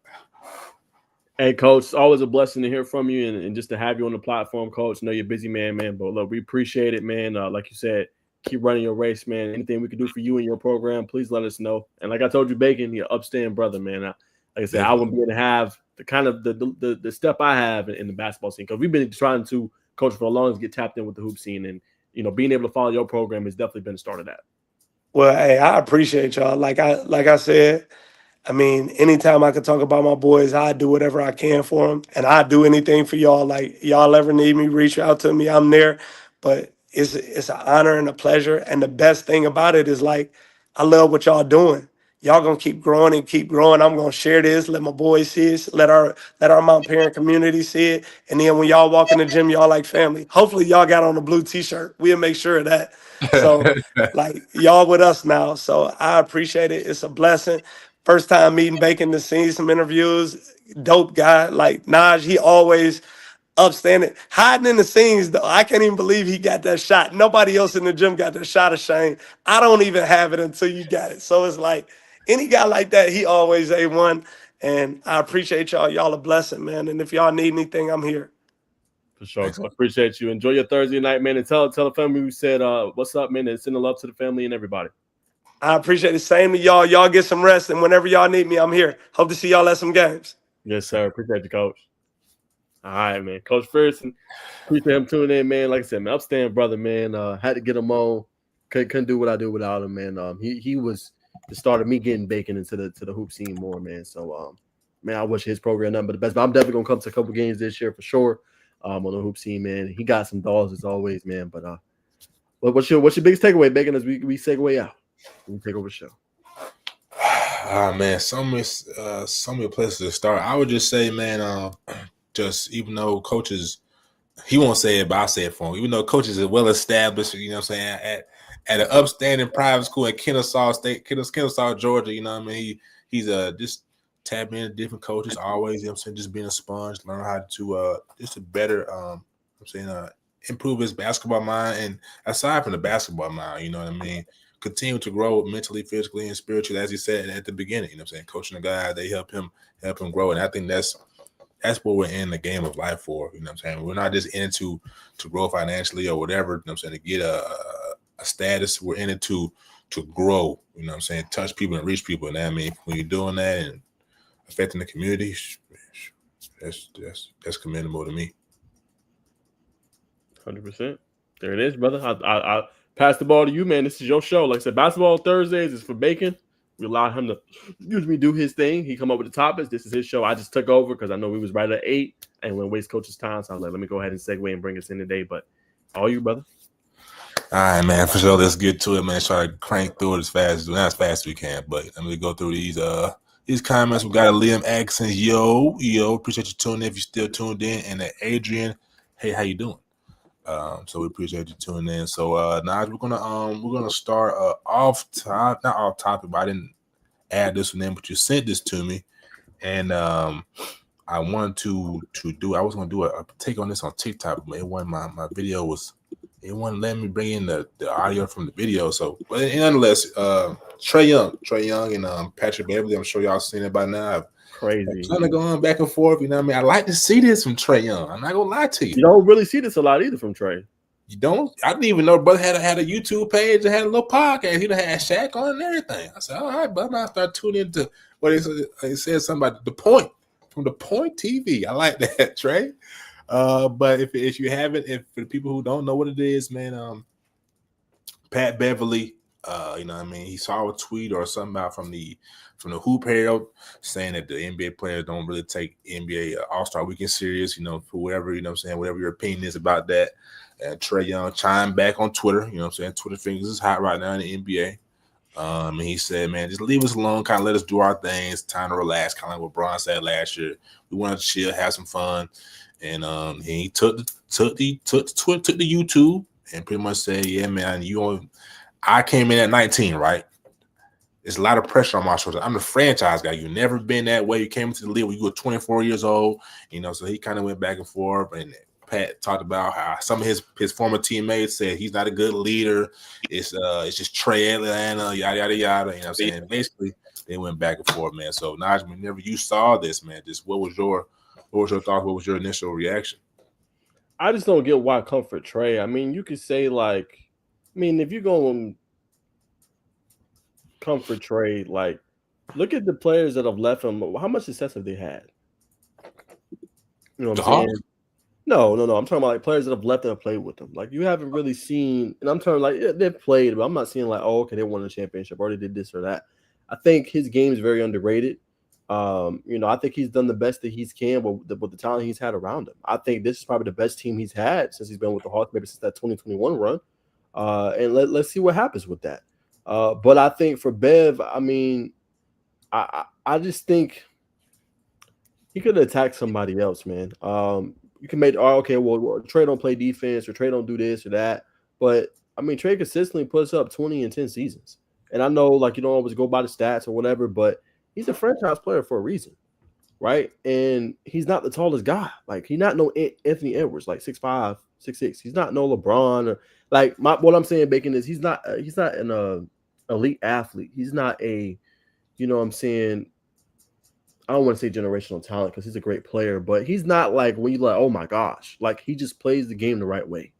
And I just think it was a low move by Patrick Beverly, and even the 1 point trade was this man averaged 7 points and 2 assists. Why am I even giving this my time or energy? But I feel like Trey did that because he hears the chatter and he hears what people be saying. A lot of times he turns the other cheek. I think this one was yo, bro, how you going to just come for me? You know, I didn't been to the playoffs, right? I didn't took my team to the Eastern Conference Finals. No, we haven't made championship yet, but it's a lot of people in the East. They ain't made no championship yet. You know, it's only a few teams. Knicks haven't. Sixers haven't. And Joel Embiid. You know what I'm saying? Only few teams you see is Boston. You see Miami, right? And you see Giannis in the Bucks. Now everybody's gonna go every year. So I don't know. Man. I thought it was a low blow, but I thought Trey, handled it the right way. And I think after a while, you just be like, man, let me answer this. I'm tired of this chatter. And I thought he handled it great. You know what I'm saying? Everybody's gonna have their opinion, but I feel like it was a low blow by Bev. He could have came for somebody else. You know what I'm saying? Comfort Trey. Trey's done the best he can with what he's had. Yeah, man. I think it's in Pat's perspective. I mean, I'm not trying to get in Pat's head, but Trey Young has been in the headline, not for anything bad, but I always get snubbed for those All-Star appearances. And I think people look at it like that. Oh well, Trey is quiet. Even you look at the video, you know what I mean? Not really a big charismatic guy off the court, but I think that's why Pat Beverly decided to. To poke the hawk. But I think also this is a personification to the season, not only the Hawks, but Trey Young is about to have. I believe when you look at Trey's going to his 7th or 8th year. If you pull up Steph Curry's numbers, You know what I'm saying? When Curry was fighting that same battle of being a point guard and a scorer. Not saying that Trae Young was on Steph Curry's level, but I think this would be the year that Trae Young kind of has a happy medium and it all comes together. Because he's got a lot of talent around it. We're not going to break the Hawks down right now. I don't think we got we might, but we'll talk about that in the NBA section. But to get back to the grassroots hoops, which is what I know a lot of people love to see, let's look at Kyle Sandy's player rankings now. I know everybody likes this time of year when Kyle puts out a great list. You know what I'm saying? Every year, man, we love the work. You know what I'm saying Kyle does for the not just the community, but the whole basketball landscape in Georgia, highlighting a lot of players. But starting with the point guards, Pop or Gregory Pops Dunson. You know what I'm saying? Rightfully so, man. One of the top scorers in 3S SB. Just committed to Colorado State. To see him at number 1 is no surprise there. I mean, I'm going to throw the bird to you. I know you're probably going to bring up Cortez, but just who was some surprised names that you saw on this list, or just what did you think about the whole top 20? I think Bobby Bugs is too low for me at 10 for Georgetown. I like the way he played when we see him at GBCA Live. I think he's a top player. I think he should be rated a little bit higher, in my opinion. And that's a player I think that's rated too low. Zyrie Brown is a player we've seen that was cooking up against Pace Academy. Yeah. The point guard was doing his thing, was getting his buckets when we seen him back at that showcase last year. He's another player I like as well. Cortez, solid. I don't know if he's going to be playing this year, though. I think he's an early enrollee at Miami, if I'm not mistaken. So I believe he will be gone nonetheless. And then Malik Gillespie from Houston County, Middle Georgia, another guy that could play at a high level, man. He's going to help them in the hoop circuit. All-around guy, scorer, run the offense, facilitate. He's a really good player, man. So those were the 3 I had circled on my list. And then, Kevin White. Yes, sir. That's the last one. I like his defensive prowess. He doesn't shy away. I think he was going up against Justin Wise. And just, relishing the matchup, right? Want to go up against the best of the best and just giving him hell, right? Just consistently guarding him up 94 feet, and making it tough for him to bring the ball up. I think, he's an underrated guy, but I like his game. I think he's going to do big for Gainesville this year. Yeah, absolutely. I was going to say CJ Harper for Padilla. I can't remember how coach said it, but Padilla always has a great basketball program. I like his game. Very offensive minded, also can facilitate. But I have to agree to your sentiment about Bobby Bugs, man. If you don't know about Bobby Bugs, I know a lot of people like, man, this time ain't gonna be nothing, man. They lost AJ, you know what I mean? They just gonna be a regular team. Don't be fooled. Do not be fooled, man. He's one of the ones real dominant. I don't say dominant. Dominant ball, but I'm saying very crafty scorer. Tell still a little raw, still a little young, but the brother can, I'm saying he can definitely put up points in bunches. You know what I'm saying? If you don't got the right defensive game for him. So moving on to 2, man. Surprisingly, did not know Jaren Samuel was going to be the number 1 shooting guard when we had him on the show. Otherwise, I'd asked him about being the best shooting guard in the state of Georgia. Obviously, per Sanders Spiel's rankings. But you look at Devin Hutchinson, checks the box there. Tobias Brinkley. Man, that's what I really thought it was going to be too. When I looked at this list, I said, man, but maybe it's something I'm missing in Devin. Devin's always been talented since he was a young one.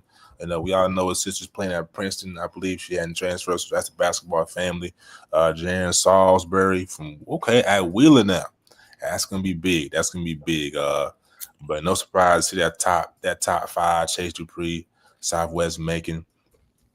But again, outside that top 5, did anybody else catch your name? Anybody else name catch your eye? I think the name to watch 19, a little underrated, but the Newton guard, Jared White, they're probably going to ask a lot of him this year, especially after losing the big man who's at OCE. Did his thing this past year, man. So they're going to put on him a lot. I expect for him to have a big year. He's one. Anderson Carey's an underrated guy from Walker. We talked to Coach Frierson just about their program, and they're loaded all over the place. That's going to be a player to watch at the shooting guard position. Shot creator, 3-level scorer, can put the ball on the floor, do a little bit of everything. So he's another player that has a very high ceiling. He's definitely going to be the one to watch. And then I just want to see how Salisbury looks going back to the top 5 under Wheeler. Really great, coming from 2 really great coaches, right? Coach Mack, and then making the transfer over there to Wheeler. Wheeler, they lost some pieces this year too. They'll have Coleman Landrew, I think, who we'll talk about the small forwards. But They don't have Coda Settle no more. Coda Settle transferred to SoCal, so he's expected the guy to be in there and plug and play. How much different does he look, this year after transferring out from Norcross? Absolutely. I even Kentavian Moreland from Troup County. He's definitely one to watch. Still kind of raw, but what I'm saying is very crafty in his approach to the game. Also, man, Jason Wellborn, I'm assuming I'm thinking top 2, top 3. But he did miss last year with, I believe, a knee injury. So I say lower extremity just to cover my bases. But Jason Wellborn, elite. Talking about someone who's 6'7", at Decatur, man, who could do it all. Star. But nonetheless, that top 5 is elite. It's going to be interesting to see Jaron Salisbury at Wheeler with Coach Thompson.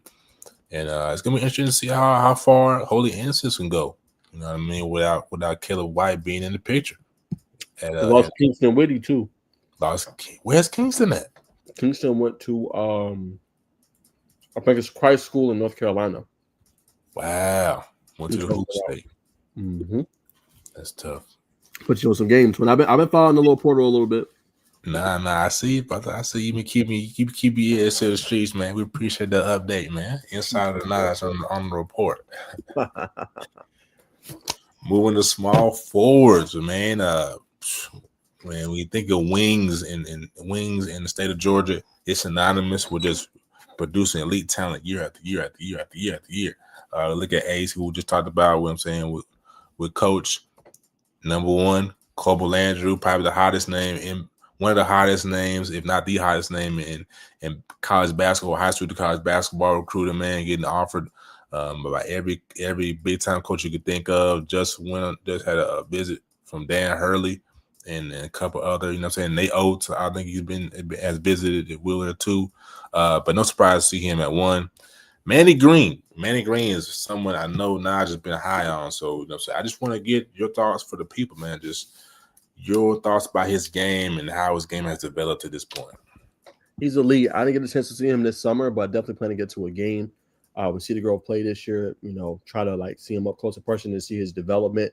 But another guy that I like that's gotten out the mud, like I said, I think they would have won the state championship last year if they got him the ball in that last possession or found a way to touch his hands. But he's an elite player, man. I'm very high on him. I know Tech has been in that conversation alongside with him as well, in recruiting. So, he's a guy I think underrated. He goes to the right program and he could turn into a stud. He's a stud now. When I say stud, I'm talking about like NBA caliber talent. That's what I say when I mention stud. But the kid, he's elite. Plays both ends of the floor. Doesn't get frustrated when he doesn't get touches. Team player. Can score all 3 levels. I think the kid is a complete package. And just his dog, and just the overall dog, man. I'm gonna try to watch him more closely this year. Of course, we got to watch him last year at the Battle for the Peach, if I'm not mistaken. Double Trouble Invitational. But I think obviously he's got a good game, but I don't know why I just thought about Jimmy, like a Jimmy Butler type of guy. He's got that dog, but he's very crafty. I think he's still just scratching the surface of what he can become. And then I want to mention real quick, Bacon, Avon Florence from Sandy Creek, so underrated at 12. I just don't think that does him justice. No disrespect. I think the kid is talented. He plays football as well. I think even in that game we seen against East Coweta, I was like, Bacon, they should involve him more, man. That's just how great of a talent he is, both sides of the ball. So I don't know, man. I think Avon Florence is that dude. I think he's underrated. I know this year he'll play a lot. I don't think Amari Latimer, who we didn't see here, I don't think he'll play this year for Sandy Creek basketball. I think he's going to be early and early as well, in terms of football. But that's another player that can play at a high level. And he's a better basketball player than even football player. 12 is too low to me. 100%. I'm deferring to you again, brother. Will DeFore Lambert, we talked to his teammate last year. I cannot remember his name. His name escapes me, but just your thoughts on Will DeFore as a scorer. Yeah, man. He's a dog, too. He's another player. You know what I'm saying? You get him the ball, can put the ball in the basket, can take them unconventional shots, like just difficult shots, over contested hands. He's another guy that can play defense at a high level. Really just all around great player, man. It's the reason he's number 3. I think he's one of the best small forwards outside of those 2 at the top. Absolutely. Of course, we know Frank, we know Scooter, Jonesboro. He'll play again this year. Let's see, it's one more. And you see a Dutchtown guy on here again, Max McClendon. They'll be just fine. Marquise Leslie out of Alexander. Dale Dickinson the third from Mount Vernon. So it's like I said, it's a lot of talent in the state of Georgia. Let me back. I'm trying to scroll on StreamYard. Power forwards. You know what I'm saying? No surprise here. You know what I'm saying? We see Wing, Jalen Wingfield, number one, Tri-Cities. And I mean, one of the best players in the state. Of course. Let's see what's Charlie. Tech commit fresh. It's only been a week now? Maybe a week and a half? Fresh out the commit, man. Exactly. Yeah, definitely stoked. You know what I'm saying, when he committed, brother. You know what I'm saying? Didn't know he was going there, but you know what I'm saying, found the T League, you know what I'm saying, had to be a top contender. And of course his teammate Jaden London. Been seeing some clips of him, looks very talented. And I mean, kind of reminds me of Sean, who committed to Georgia Southern. You know what I mean? I think Sean Van Dorn. They got some similarities to me. That's another big one. See, of course, you got Hayden Clay, who we saw at the Georgia Basketball Coaches Association in Lake Point. Dog, brother. Dog. Just looking at this list, 7's not a bad spot for him. 7's not a bad spot for him, but you know what I mean, he's tough, bro. You talking about he can really do it all: pass, shoot the ball, the dribble, spot up, play defense, hustles. You know what I'm saying? Has a really good basketball IQ. It'll be interesting to see how he does. He probably be the man this year. Bentley's not there anymore. I think he still got the point guard. I can't remember his name right now, but I'm surprised we didn't see him on the point guard list. But I think Kyle likes to lean toward the older guys. But you know what I mean? Pace Academy is going to be loaded. One more, I'd defer to you now to see who caught your eye on this list. But Charlie Gershman, you know what I'm saying? Gainesville is going to be a good program, I believe, to contend for Final Four spot in 5A, excuse me. So, you know what I'm saying, very good list here, as Kyle does per usual. So, brother, to you, deferring to you, you know what I'm saying, who else caught your attention on this list? I think I go number 2 with Banks Porcher. He's a big part of this run. They're 2-time state champions, and he's been an integral piece of that. You can go Justin Wise, you can go Kamari Brooks, but he's been a big piece of that, Banks Porcher. So I want to give him some love. He's one that stood out. Khalid Worthy, he's going to be asked to be counted on a lot. He's taking some big steps forward in his game from Holy Innocents. I think that's a guy that's elite. Play both ends of the floor. And they're going to ask him to do a lot, along with him and Devin Hutcherson this year, and ask him to play even a bigger role than what he's played in years past. So that's another one that stands out to me. And then I'll go Locust Grove, Tyler Jones. You know, really slept on power forward. Do a bunch of different things, man. Good finisher around the rim, good defender. He's another guy to keep your eye on this season as well. 100%. I believe Worthy just picked up a Georgia Tech offer, if I'm not mistaken. There you go. So, man, you know what I'm saying? Tech definitely knows what's going on in the city of Atlanta, man, as they should with their backyard. But moving on to the big guys, man. Again, man, you know what I'm saying? You've been doing a great job of covering Cedar Grove, so I'm gonna let you start the race with this one, brother. Yeah, Javante Floyd's a dog too, man. You can make the argument he's underrated, just in terms of just his ranking. I know he's a 3-star prospect, but the kid, I mean, he can do a little bit of everything. The kid can shoot basketball, rebound at a high level, man. Good back to the basket player as well. Finish, dunk on you, posterize you. Perimeter defend. I seen him at Battle of the Peach or Double Trouble, I guess you could say. He's doing a great job staying in front of guards. Did a little bit of everything, man. I like Javante Floyd in this game. I just think he just needs more touches, if anything. But that kid's a stud, high-end player, high energy type of a guy. So that's definitely one to watch. And I'll go Emmanuel Olafe from McEachern, another guy that's really good for the Indians. We one day depend on a lot this year, especially with obviously, you know, some of their players moving on in JT. So he's going to play a big role, I think, this year for the Indians. Definitely going to be one to watch moving forward. And then I go last but not least, I will go – which one I had circled? That Landon Thomas from Noonan. Another player, really good. Noonan is a slept-on basketball team, but they got some pieces, man. Thomas is one of them. And as a center, man, you know, what he's able to do on the court, you know, is really spectacular. 100%, man. I remember I had Coach Mike Duck. Coach to Landon. Shout out to Coach Gas, man. Yeah, definitely. Noonan's gonna be they're gonna be a team to see in 5A, man.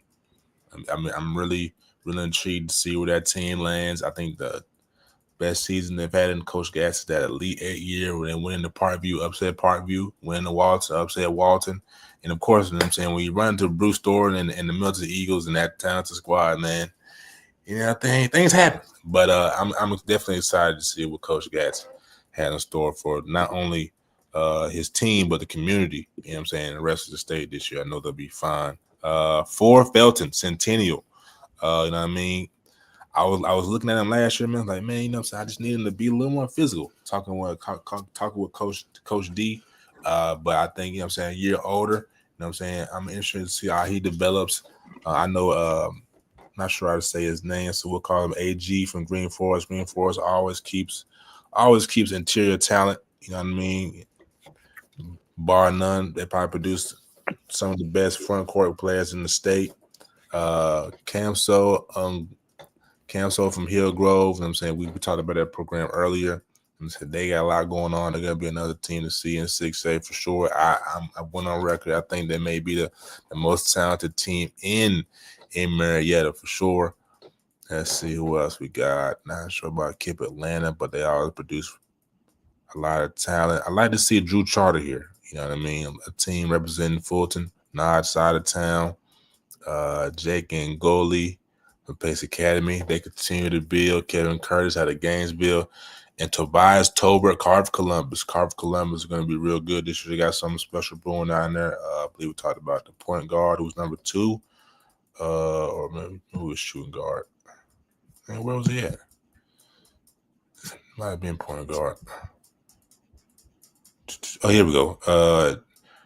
Jadavian Ford, I believe he's playing football for them, for the Tigers this year. So they're gonna have a nice squad in Carver, Columbus. So man, definitely want to put it up. You know what I'm saying? This time of year, everybody loves to see where, you know what I'm saying, see the rankings.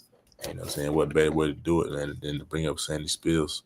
So man, to switch over out west, the number 1 player in the class of 2026, Tyron Stokes is putting on the pads. He's a football savant. So I'm gonna lead this to you, brother. You know, I want you to break down this film because I know you do the tell the tapes, and let me know what you think about the brother's route running ability, and then we can talk about why we decided to put the pads on.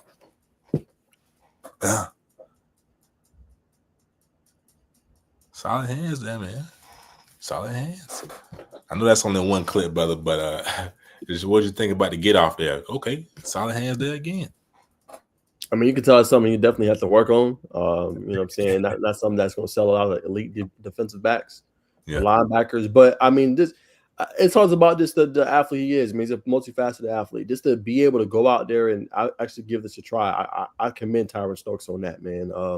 You know, he could just focus on hoops and hoops only, man. But there's nothing wrong with being, and even players say, hey, I was a 3-sport athlete in high school when it gets to the pro level. So I think it's cool that he's even trying to do this.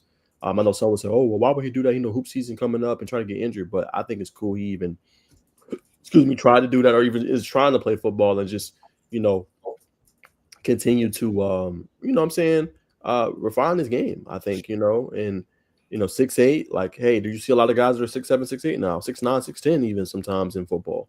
And, you know, he could probably, I wouldn't say make more paper in NBA, but he's more unique with his size at 6'8", 6'9", compared to maybe like the NBA, where it's a lot of dudes around that size. So I think it just speaks to the athlete he is, man, and to give it a try. He's probably just like, hey, man, let me do some sports. I'm bored, waiting for basketball season. Let me do something right here. 100%. It's gonna be interesting to see. I don't think he's gonna get a lot of PT. They're probably gonna put him out there, you know what I mean? Maybe a couple meaningful downs, maybe a couple garbage time. But you know what I mean, you just number 1 player class 2026, you hate to see the brother get clipped. You know? Right. True. Because, you know, I know there's that Trinity League out there in California. They play football and they play basketball. So, you know, man, you never know what's in a football player's mind when they know they got, you know, someone got something to lose. Not to, you know what I'm saying, wishing the, not just saying that football players are malicious, which they are, but, you know what I mean, you just want to be precautious. You want to take care of all the precautions, you know what I'm saying, when you stepping into a realm you're not used to, and especially in a real physical game like football. But nonetheless, I think it's interesting. I'll definitely be here to see how it unfolds. But we wish him well. You know what I mean? Wish injury-free time on the gridiron because we know what he can do on the hardwood. All right, and just want to provide this little insight. I got an opportunity to catch up with Marcus Curry. He had an unofficial visit to Florida State. I'm trying to find the graphic. Unofficial visit to Florida State. You know what I'm saying? Met the new head coach down there, former NBA player, played overseas. First year head coach has already been doing a good job of recruiting other players. And he was like, yeah, man, I like Coach. You know what I mean? Coach. Hold on. 1 second, ladies and gentlemen. I want to pull this up so y'all can see too. I don't want to just be reading it off.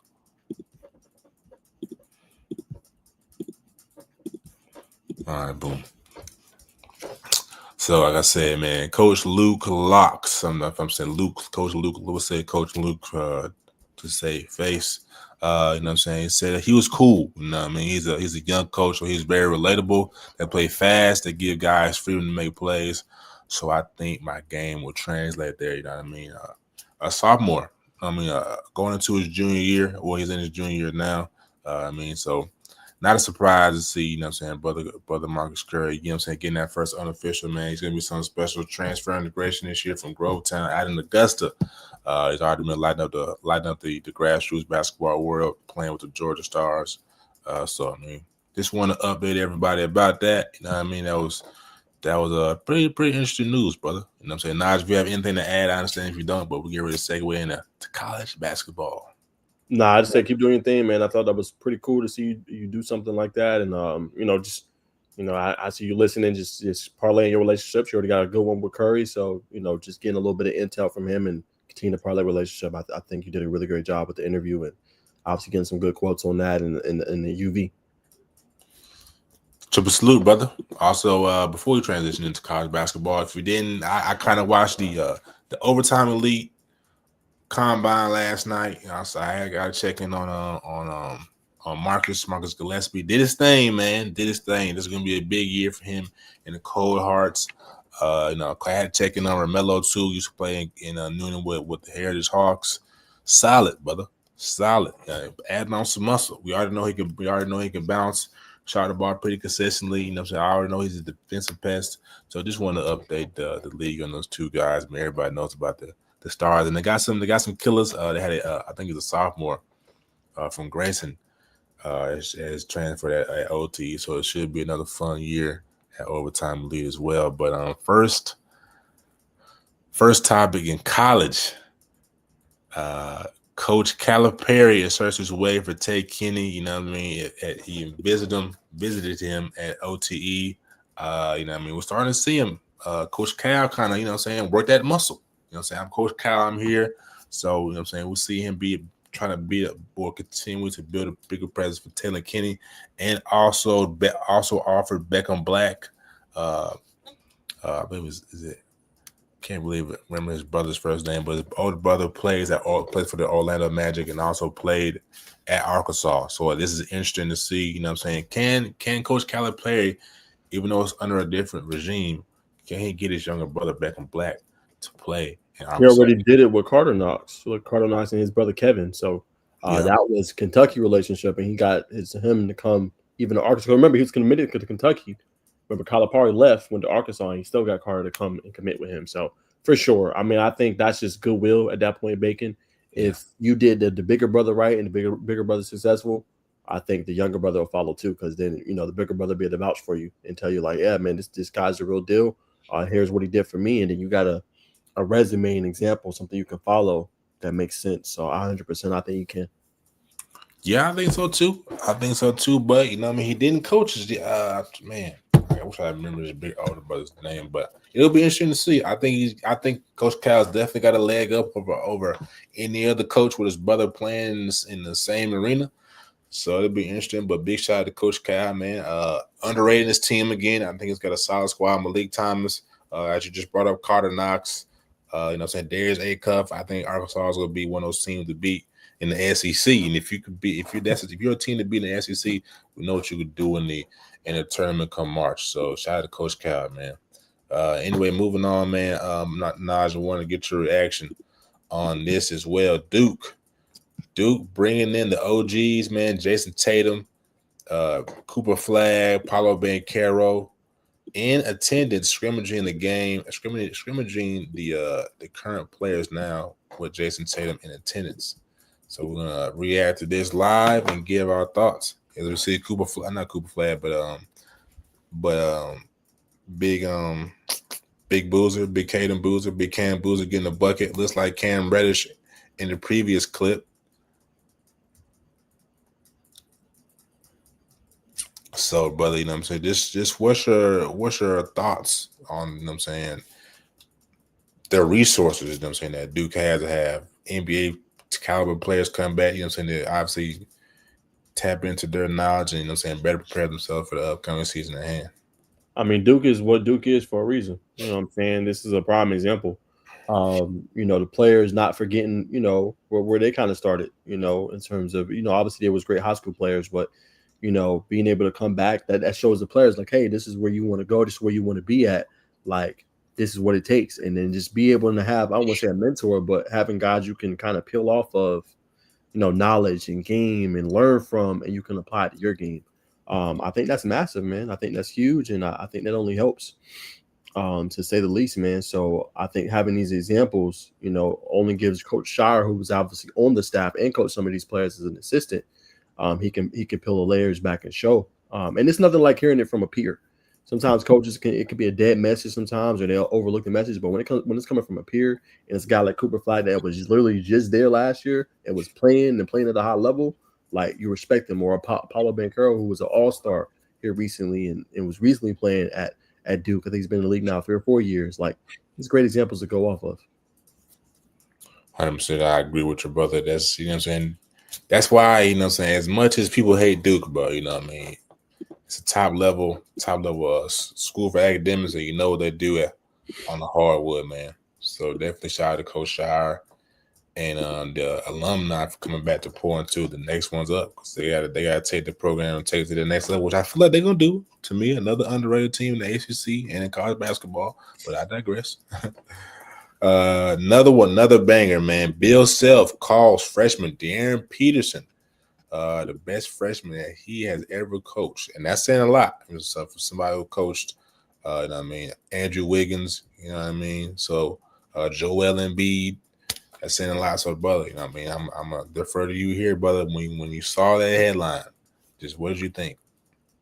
Yeah, I think it's interesting to say the least. Bill Self is one of the best coaches in college basketball. He's one of the few coaches that has a lifetime contract. Him and obviously Rick Barnes here recently from Tennessee. So for him to say that, I think that says a lot about his talent and what he can be. We know he's coached last few years. It hasn't been the same for them.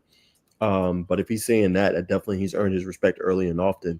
And he's putting in that work in practice. So, I mean, that's a strong statement. He's gotten guys to the league. Kelly Oubre is another one he's gotten to the league. He wasn't number one overall pick, but he was a top, I think, 15 pick. So he's gotten guys to the league. He's seen some of the best plays. So to say that says a lot. Now we just got to see it pan out. But I think that's huge praise for Darren Peters, who finished, I think, number one in the 247 Sports poll for that 2025 class. Mm-hmm. No, absolutely. Darren Peterson, man, is silent killer. You know what I mean? Kind of, I feel the same vibe that I get from Kawhi for Darren or Darren. You know what I mean? Just, I think as he gets older, we'll see. Well, this year, I think he potentially could be the Naismith Player of the Year. That's a lot of candidates. AJ DeBonsa. We'll talk about Mohamed Sila in his second year for Georgia Tech.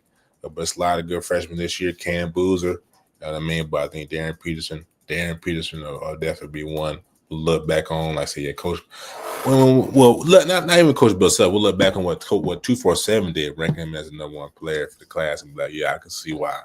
But we're gonna talk about Mark Pope here, Coach Pope, man. I think the hardest working college basketball recruiter in the nation. You know what I mean? He's been to see times. Let me get my list together, ladies and gentlemen. He's been to see Tyron Stokes, Darren Rippey Jr., Taylor Kinney, Caleb Holt, Christian Collins, Ty Teresa, Jordan Smith, Baba Oladutum, Anthony Thomas, Cameron Williams, Anfrey Diane, Cole Clore, Ethan Taylor. You know, the list goes on, and even Nasir Anderson. So this what's your thoughts about Coach Pope? You know what I'm saying? Getting around to everybody instead of just being more strategic. Do you think it's effective? You know what I'm saying? What's your thoughts? Yeah, I think he's splitting up his staff in a great way. Here's the list for those at home that want to see what we're talking about. But I think he's popping back in, ladies and gentlemen. yeah, oh my gosh, what are we talking about? Like, what the hell? Hold on, brother. My stuff is moving slow. All good, brother. All good.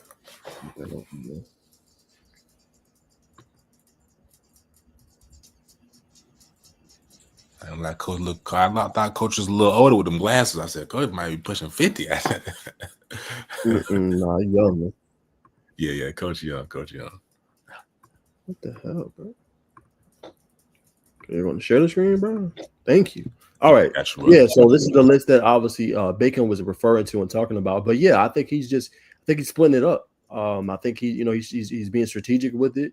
He's giving a name with a face. People know who he is, but showing that face, showing who he is, and I think he's having recruiting staff and members all over the floor. But yeah, I mean, if you want to rebuild it, almost rebuild, but if you want to get a program to where it was and take it to even new heights, this is how you do it. You got to get in right with the top prospects, and I think Coach is approaching it the right way, taking it the right way. And quiet as a crap, he's big and wide. Deron Rippey didn't go to Arkansas in terms of that visit. You know what I'm saying? He's been heavy on him. So for him to do that, I think he's sending out on these recruits, and definitely one of the hardest ones right now, in the country. And like it says there with the quote, the staff has been everywhere, and that's what you want. Not fact. I think that's what 13, not maybe 10, 12 5-stars in this list. Not to say that we're hunting 5-stars, but it just lets you know the type of caliber of players that say you got to recruit. Honestly, I mean, come behind Coach Calipari, you got to be able to recruit elite players. That's what Coach Cal's hung his hat on. The one and done rule is because of Kentucky and Coach Cal. But I agree with you, brother, to your sentiment. You know what I mean? You got to.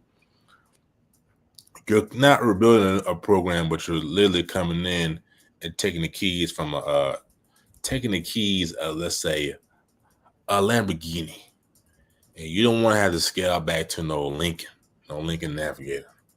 So you know what I'm saying, you want to take that Ferrari, that Lamborghini, and maybe cash it into a Ferrari or Bugatti. You know what I mean? So I like what Coach Pope is doing. I think it's got a good system.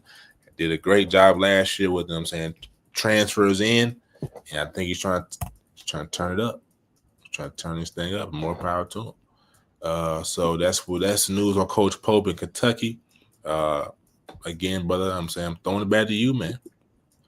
Coach Damon Stoudemire, both college basketball, saying that Muhammad Sila will be one of the best freshmen in the country. As a freshman now, one of the best freshmen as a freshman. What's your thoughts on that, man? Yeah, I think he said in his press conference this week, man, I thought that was some bigger praise. Seeing that early in the offseason and saying, like, we got to join while he's here. Basically saying he's going to be a top pick, he thinks in the NBA draft. I think, I'm assuming next year. So obviously he's seen his talent. He loves it. I think he's going to be able to help out Baydongo, who he also talked about in his press conference, about helping him not have to play the 5, him and Peyton Marshall. Silla and him like rotating that role, being to help him out there. But with that comment, I'm assuming he's going to start. You know what I'm saying, for Coach Stoudemire as soon as it starts. But yeah, I think it says a lot. This was a number 17 overall national recruit, number 2 center, number 2 player out of Arizona, 6'10", 7'2" wingspan. So for him to already say that about him, I think says a lot. He's seeing him every day, and I think if Coach Stoudemire can consistently, we talked about his recruiting, so to his class and what he's doing, if he can get that consistently, one of those, like, I don't say generational guys, but one of those guys that are potentially into the NBA draft, or a player that's in that top 20 consistently like that, like, Tech might be a problem soon. Now, I know it has to, go on the court. They got a very favorable schedule this year. It should. But if he got a top freshman in the country, look the hell out. That was my biggest takeaway. Look the hell out. Like, that's going to be a tough team to beat with the experience of a Baydongo, who might be his last year if he has a season that he's supposed to have. Winning a Kai Fleming, with the return of Jaden Mustafa, who's probably one of your best perimeter defenders, with a Cam Craft in there, one of the best shooters he called. With a Peyton Marshall, probably a good rotational player, but is expected to play a lot of minutes this year. You got a pretty good team, and if Scylla's that, yeah, they might be a problem. They see top 4, top 3 team. Absolute top 3 team and a Sweet 16 bound team in Georgia Tech, that is. So, I mean, Georgia Tech's going to be good. Most Scylla, I mean, it's going to be electric. If you aren't planning on being in the McCammons Pavilion, who Georgia Tech has a lot of home games this year. You know what I'm saying? So tap in early, get them while they're cheap, because when they give them that 5-0, 6-0, 7-0, 7-0, whatever the case may be, and man, yesterday's price is not today's price. And that $25 ticket is now $75. You got a family of 3, that's $400. Like Steve, they like to say in that New York accent, but the story, get in the building early before the getting is too good to get. Let's see. Okay, yeah. So women's basketball, WBB. Naj, you know what I'm saying? I'm not trying to get into defer to you, but I know you covered Tennessee as well. I know you know about Miss Olivia Edwards, the number 2 player in the class of 2026, committed to Tennessee. What were your thoughts on that, my friend? Yeah, huge get, man. I mean, you look at a coach that's fairly new, her second year, already recruiting at a high level. I think it just shows the brand of Tennessee and Lady Hoops. Obviously, coach did a great job, with the relationship and things like that.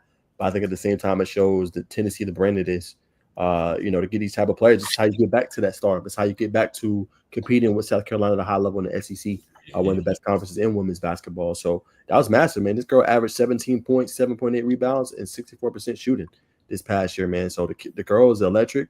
And if she wasn't good, she wouldn't be the face of Adidas basketball, which she is right now as a high school player. So she's the best of the best, the creme de la creme. And you, like I said, you was able to beat out your rival. Your rival is South Carolina. That was in her offer list or her top list. USC was in there too. What a Florida, what a Washington.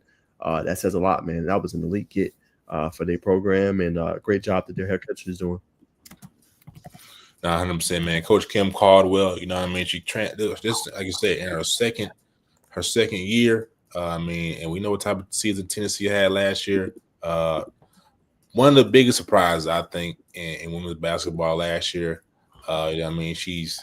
She's an innovator in her own right. You know what I mean? Likes to have everybody in shape. They do a lot of running. You know what I'm saying? They hang their hat on defense. I think this is perfect for Olivia Edwards.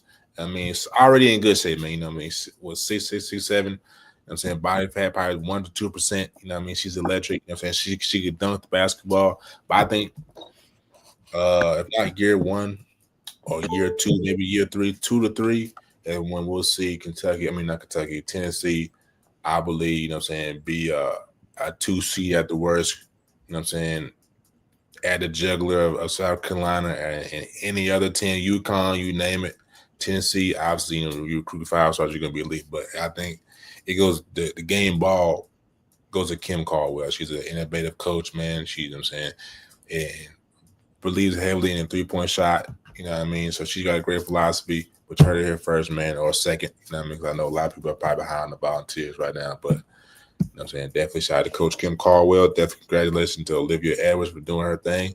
Had the opportunity to see her at OTE, not last year, the year before last. She won the Queen of the Court, you know what I'm saying, beating out Jersey Robinson, you know what I mean, and others, you know what I'm saying, Kate Harping.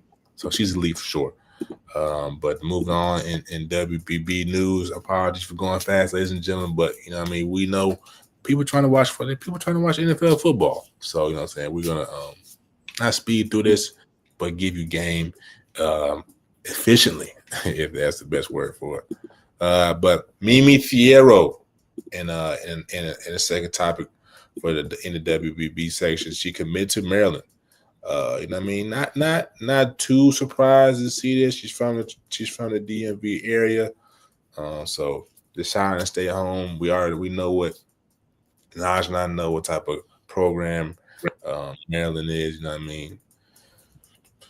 Now seeing Georgia Tech's new head coach who came from Maryland, so we've done our extensive research on what Maryland is, and how could you not, you know what I'm saying, know what Maryland is as a program. So again, brother, you know what I'm saying, just you know what I'm saying, you covered her, you know what I'm saying, during her top schools.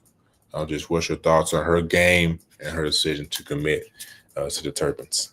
Yeah, another league get. The Terrapins are getting I know Coach Blair was in this conversation for a little bit for Georgia Tech in terms of recruiting her. I think she might have came for a visit.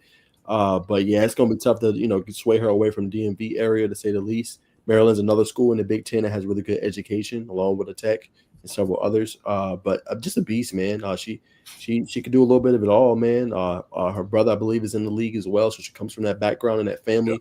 23 points she averaged this past year, 16 boards, 3.9 steals, and 3.8 blocks. So that tells me that she's an all-around elite player. She plays both ends of the floor. She could score at a high level on the block, in the post, mid-range, three-point shot. She could do a little bit of everything, man. So this is another elite get for the Maryland Terrapins. She's going to bring a lot to their program. 6'4", and an absolute problem. I think she's going to be probably one of the best ones you see. I think next year you'll go like a Kate Harpering. Obviously, I think you go Mimi Thiero and you go Olivia Edwards. Those three should be the stars of women's college basketball next year, in my humble opinion. 100%, man. Kind of got a Rakia Jackson type of game. Very crafty. It's all around score, all around player. So definitely congrats to the Maryland program, Mimi Thiero, for stamping the flag and staying home. But man, we're doing WNBA updates, man. I just saw the dream, man. It just had the collapse of the year, bro. How do you lose? How do you lose to the Indiana Fever without a Caitlin Clark, man? Shout out to Aerial Powers, you know what I mean? That's my girl. You know what I mean? But you just can't lose, man, without. What brings you to Myrtle Beach? Oh, we're celebrating. You can't lose to a team without their star. I know they got Kelsey Mitchell. I know they got Leah Boston. This is unacceptable, bro. Yeah, it is, man. I'm in agreement with you. You had the better team. You won a number 2 overall seed. This is one of your best years in quite some time. You have the star talent, like you mentioned, with Alicia Gray, players that stepped up in a big way for you, and Ryan Howard. It's unacceptable. Home game, at I believe the College Park Skyhouse Arena. You got to win that, man. There's no excuse there. Obviously, Indiana Fever does have talent and great players, but yeah, there's no excuse to lose that one in heartbreaking fashion, unfortunately. And now you got to pick up the pieces next year and kind of restart. I don't know if they probably won't re-sign Brittany Griner. I know she had an up and down year. So yeah, this is supposed to be the year like the Dream take the next step, make an Eastern Conference Finals. You know what I'm saying? Be on the brim or the brim of making a WNBA Finals. So yeah, tough loss at home for sure. Yeah, man. 2 for 8. Ryan Howard ain't gonna cut it. 2 for 8 from 3. I mean, 7 for 18 ain't the worst, but 2 for 8 from 3 in an elimination game, they ain't gonna cut it. No one player, no one overall draft pick. These are the games we're gonna need Miss Howard to rise to the occasion. And I mean, I don't want to sound like I'm coming down too hard, but you know what I mean. You're the franchise. You know what I mean? You got to come up. You got to come up in those moments. At least great 1 for 3 for 3. That's a problem for me. That makes me think like what was going on schematics-wise. Coaching would have cutting her off at a 3. But even then, we got to like, you know what I'm saying, like what Coach was saying earlier, we got to run some pin down. We got to run some curl screen. We got to run some action to free up from that traffic to get the ball in her hands and take more than 3 shots from outside range. That is her specialty, man. So unfortunately, we'll see Brittany Griner. She only played 8 minutes. If they decide to part ways, definitely understand. You know what I'm saying? She's a beacon. You know what I mean, for the women's basketball game. So it'd be unfortunate to see her go. Wasn't able to get into the not infinite energy. What am I thinking? To get into the College Park Arena to see her play. Unfortunately for myself, Naz Hillman 40 minutes. You know what I mean, six player of the year, 3 for 8 from the field, 10 rebounds. You know what I mean, that's big for her. 1 assist. 5 personal foul, that stuff, but still play 40 minutes. You know what I mean? That's showing her resiliency. But let's flip to the Fever. Right, Natasha Howard, 6 for 12, getting the job done. Aaliyah Boston needs a lot of credit, you know what I'm saying, for getting this team, as well as Kelsey Mitchell, but Aaliyah Boston, you know what I'm saying, being the captain of that team, one of the captains of that team that she is. When you saw what she did at South Carolina, 6 for 11. 2 for 6 from the free throw line, ain't gonna cut it. It probably get bounced in the next round, but 12 rebounds, 2 offensive, you know what I mean, 6 assists as a front court player. That's nice. Kelsey Mitchell, 24 points, 7 for 7 from the free throw line, 3 for 6. That's what you want to see from your team that's in the elimination game. And then, of course, what I alluded to earlier, Aerial Powers, 2 for 6. But you know what I'm saying? I mean, if we're being honest, the Dream probably lost this series last game when they were on the road in Indiana and they were all up in arms about the calls, getting emotional. Like, that's where I need Carl Smithko to call them timeouts to rally his team, calm Jordan Canada down. Like, hey, that's we're on the road. We can't expect these calls. So I mean, I don't know, bro. Dream got to get it together, man, because you can't keep losing and spending all this money, man. Atlanta loves a game of basketball, but you can't go outside like this. Sorry for the long segment, but you know what I'm saying? With it being fresh, you got the raw reaction from Baker. My bad. I should have kept the screen share. We got some more WNBA games to update on for the people. Let's see. We got Vegas and Seattle Storm, man. One thing I will say before we kind of look further into this game, man, similar to LeBron James, man, and we kind of look at Asia Wilson as a LeBron James of the W. Struggled last game with free throws and then lost a close game, man. I think she hits her free throws. She probably missed I know she missed back-to-back shots down the stretch from the charity stripe. So that's going to be interesting to watch this game. 2 for 2, good start, but we're going to see how they mount up. I'm saying third and fourth quarter. You know what I mean? Let's see. Naneko Ogumake, Skylar Diggins, who hit the game winner essentially, the go-ahead bucket against the Vegas Aces last game. You know what I'm saying? To stay alive.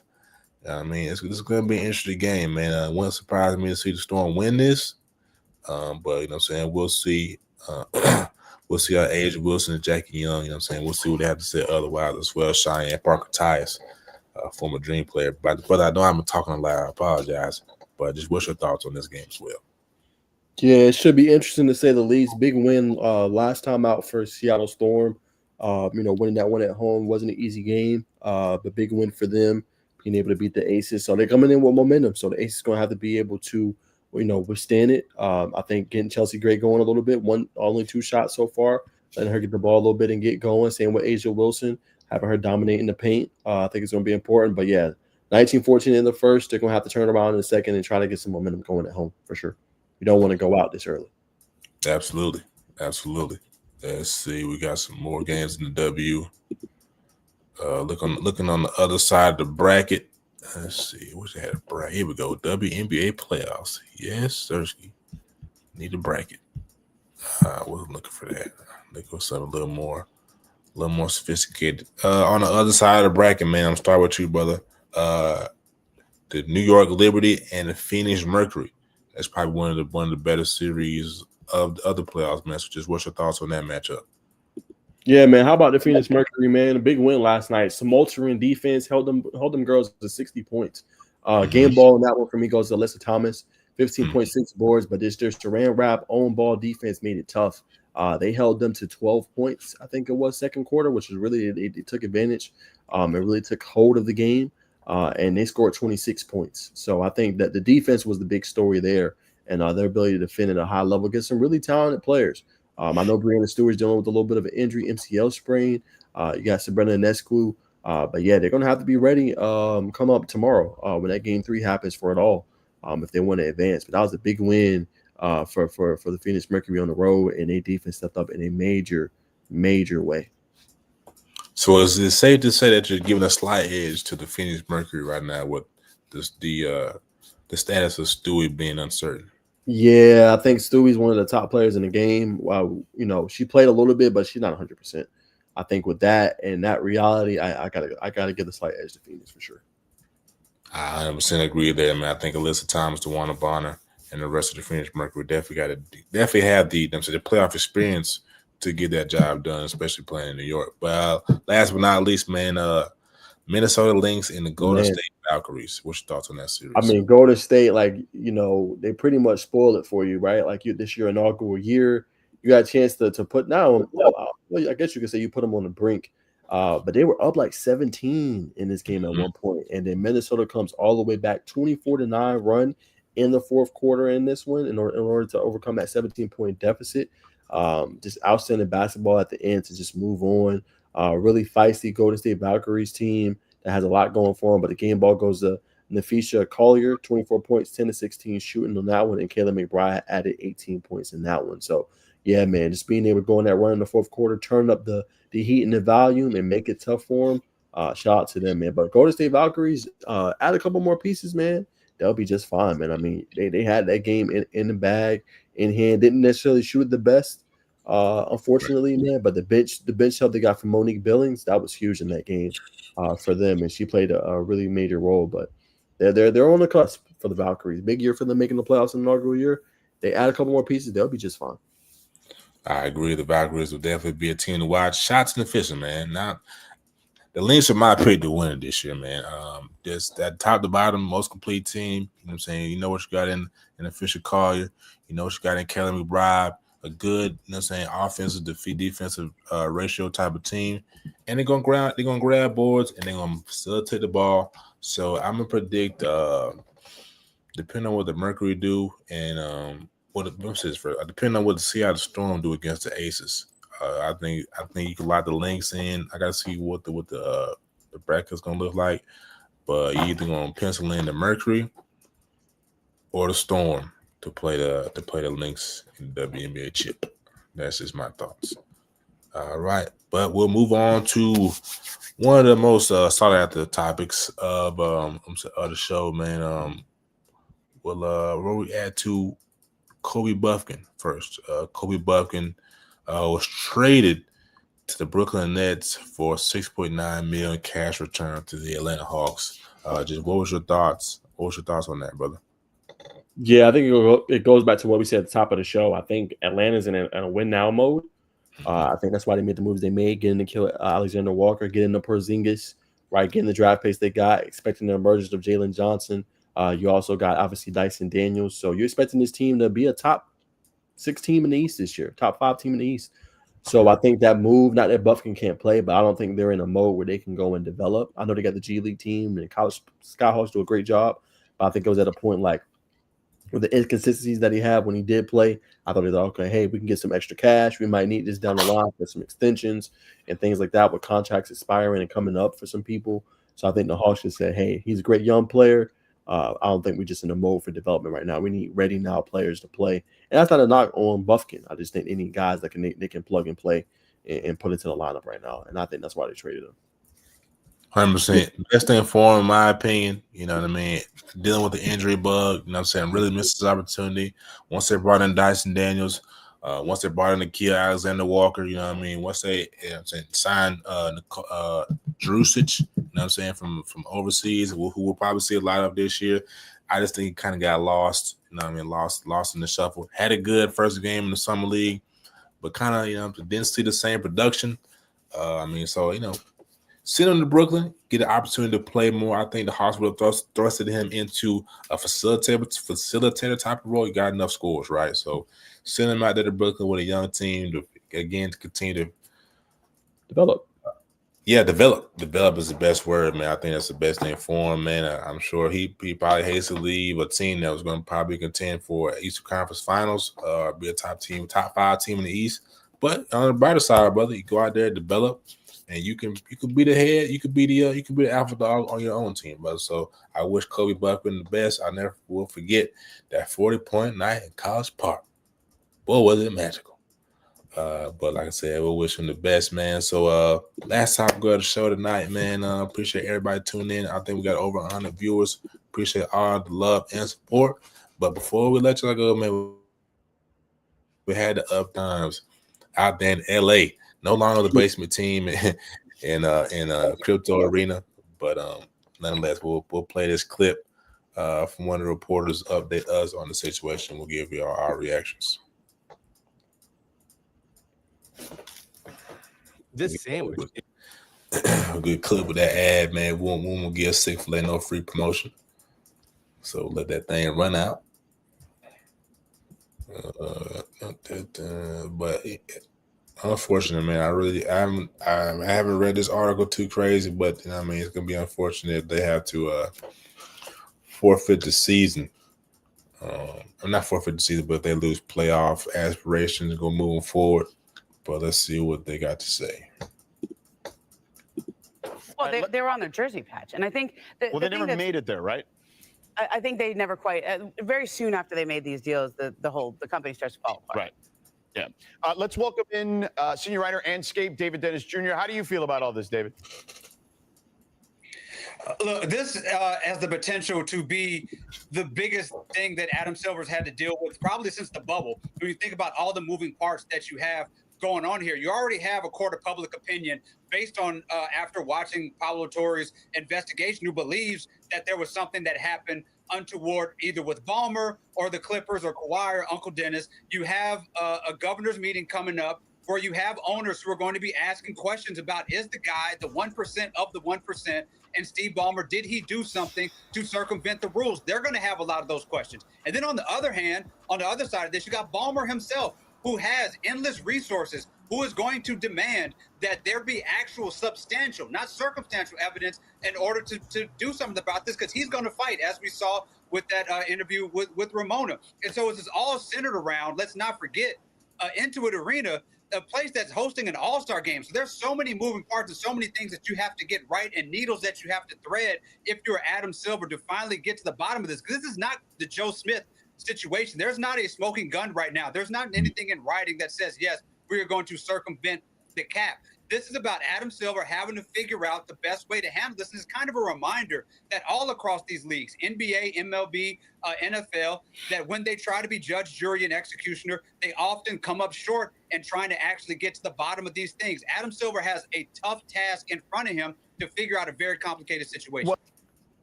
Mm-hmm.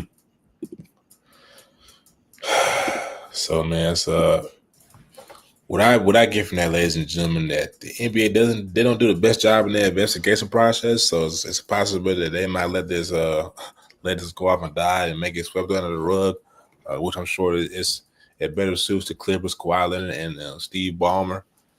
So it's still unfolding. Like I said, we will keep you updated when things get serious. And I know you can definitely say tapped into definitely Naj's TikTok. Brother gives extensive and regular updates. You know what I'm saying? He definitely get to the Bacon Network on TikTok as how updated as well, brother. But just were you getting the same type of vibe that they're still trying to figure out the smoking gun? Yeah, I think they are. I think they're trying to figure out a lot, like you said, in the clip. There's a lot of moving parts. Is what Ballmer saying true, right? Or is he, kind of withholding the truth a little bit, right? What was his real involvement in it? Did he try to sweep it under the rug? We've heard and seen things about Kawhi. I think it's his uncle. Even with the Lakers, he tried to get part ownership of the team and a private jet and all this other stuff. So there's something there, what I'm saying, for sure. And I think the NBA does need to do a very conclusive job of reading into the tea leaves, going through the grapevine. I know, like he said, they're gonna have the NBA All-Star game there and the festivities, and I know Steve Ballmer's a billionaire and he got money and he does great for the league, but at the same time, think about how to look on the league if you sweeping stuff like this under the rug for certain people, and you're not applying the same, hammer to others. Not a good look. So make sure you go through the process the correct way. And if you got to drop that hammer, you got to drop that hammer. It is what it is. Like he said in his interview with Ramona, hey, if somebody else was in this situation, would you want the NBA to go to all the heights and all the works they had to do to find out the truth? He said yes. So they need to do the same thing. You don't get preferential treatment just because you're a billionaire. If you messed up the rules, you didn't follow, that's what it needs to be. So I say the NBA definitely needs to go through the tea leaves and figure out and get to the bottom of it, even if it takes a long time. You know what I'm saying? They need to do that. You know what I'm saying? And then, hopefully they get this resolved before the season starts in October. If they don't, they need to either suspend, Kawhi, or they need to find the team, owner, whatever they need to do. You need to put something down on this because you obviously circumvented the rule. Well said, man. Well said and very thoroughly represented. So I mean, yeah, definitely got to go through every turn over every stone, man. Definitely read every receipt, pull the books, because I know they're cooking the books out there in LA, man. That's a lot, man. Like you said, that was a good point by you about Kawhi's uncle trying, you know what I'm saying, get into that genie bus. He was trying to get ahead of everybody before they sold the team. but you can't let this happen, man. That'll be egregious. You know what I mean? That'll devalue and water down the NBA. The product that it is, people are already talking about the scripted stuff like that. But if you let some of this slide and it gets worse, then what does the NBA brand do? What are you doing for potential competitors like the Big Three. What are you doing for potential competitors like the overseas world that continues to get solid tier 2 NBA players? Like you look at Brandon Boston playing overseas this year. You know what I mean? A lot of players are it's a couple solid players playing overseas, but nonetheless, Adam Silver, this is his biggest test. Like you did, like the reporter just said, outside the bubble, and you want to check all your boxes because you don't want to. You don't want to be the commissioner that, you know, saying, lets everything go crazy. So I'm sure he'll do a great job in this investigation, especially with the All-Star weekend being right in the place. What worse or better situation for this all to pan out? So, like I said, we'll definitely keep this story at y'all attention as y'all watch the show, and stay tuned to our TikToks for the latest. So, but as Naj, man, I'm gonna throw it to you to sign us out, man. Again, great show, great guest. We appreciate Coach Chuck for coming on and chopping it up with the guys. For sure. Well, as y'all know, man, it's been another great episode of the Sizzling News Podcast, man. I know where to catch us, man. We'll see you guys next week for our show back on Monday for football. We may do a live tomorrow, depending on how Bacon feels after the Griffin versus Stars Mill game. We may do a live tomorrow. I think I'm going to just chill this week. A big week coming up next week. So I think I'm going to just chill and get you guys' perspective at the games. And then, we'll go from there, man. And then obviously we'll have our college football recap show on Saturday night as well. But till next time, we'll see y'all then, man. Enjoy y'all Thursday night, and we'll catch y'all tomorrow. Peace.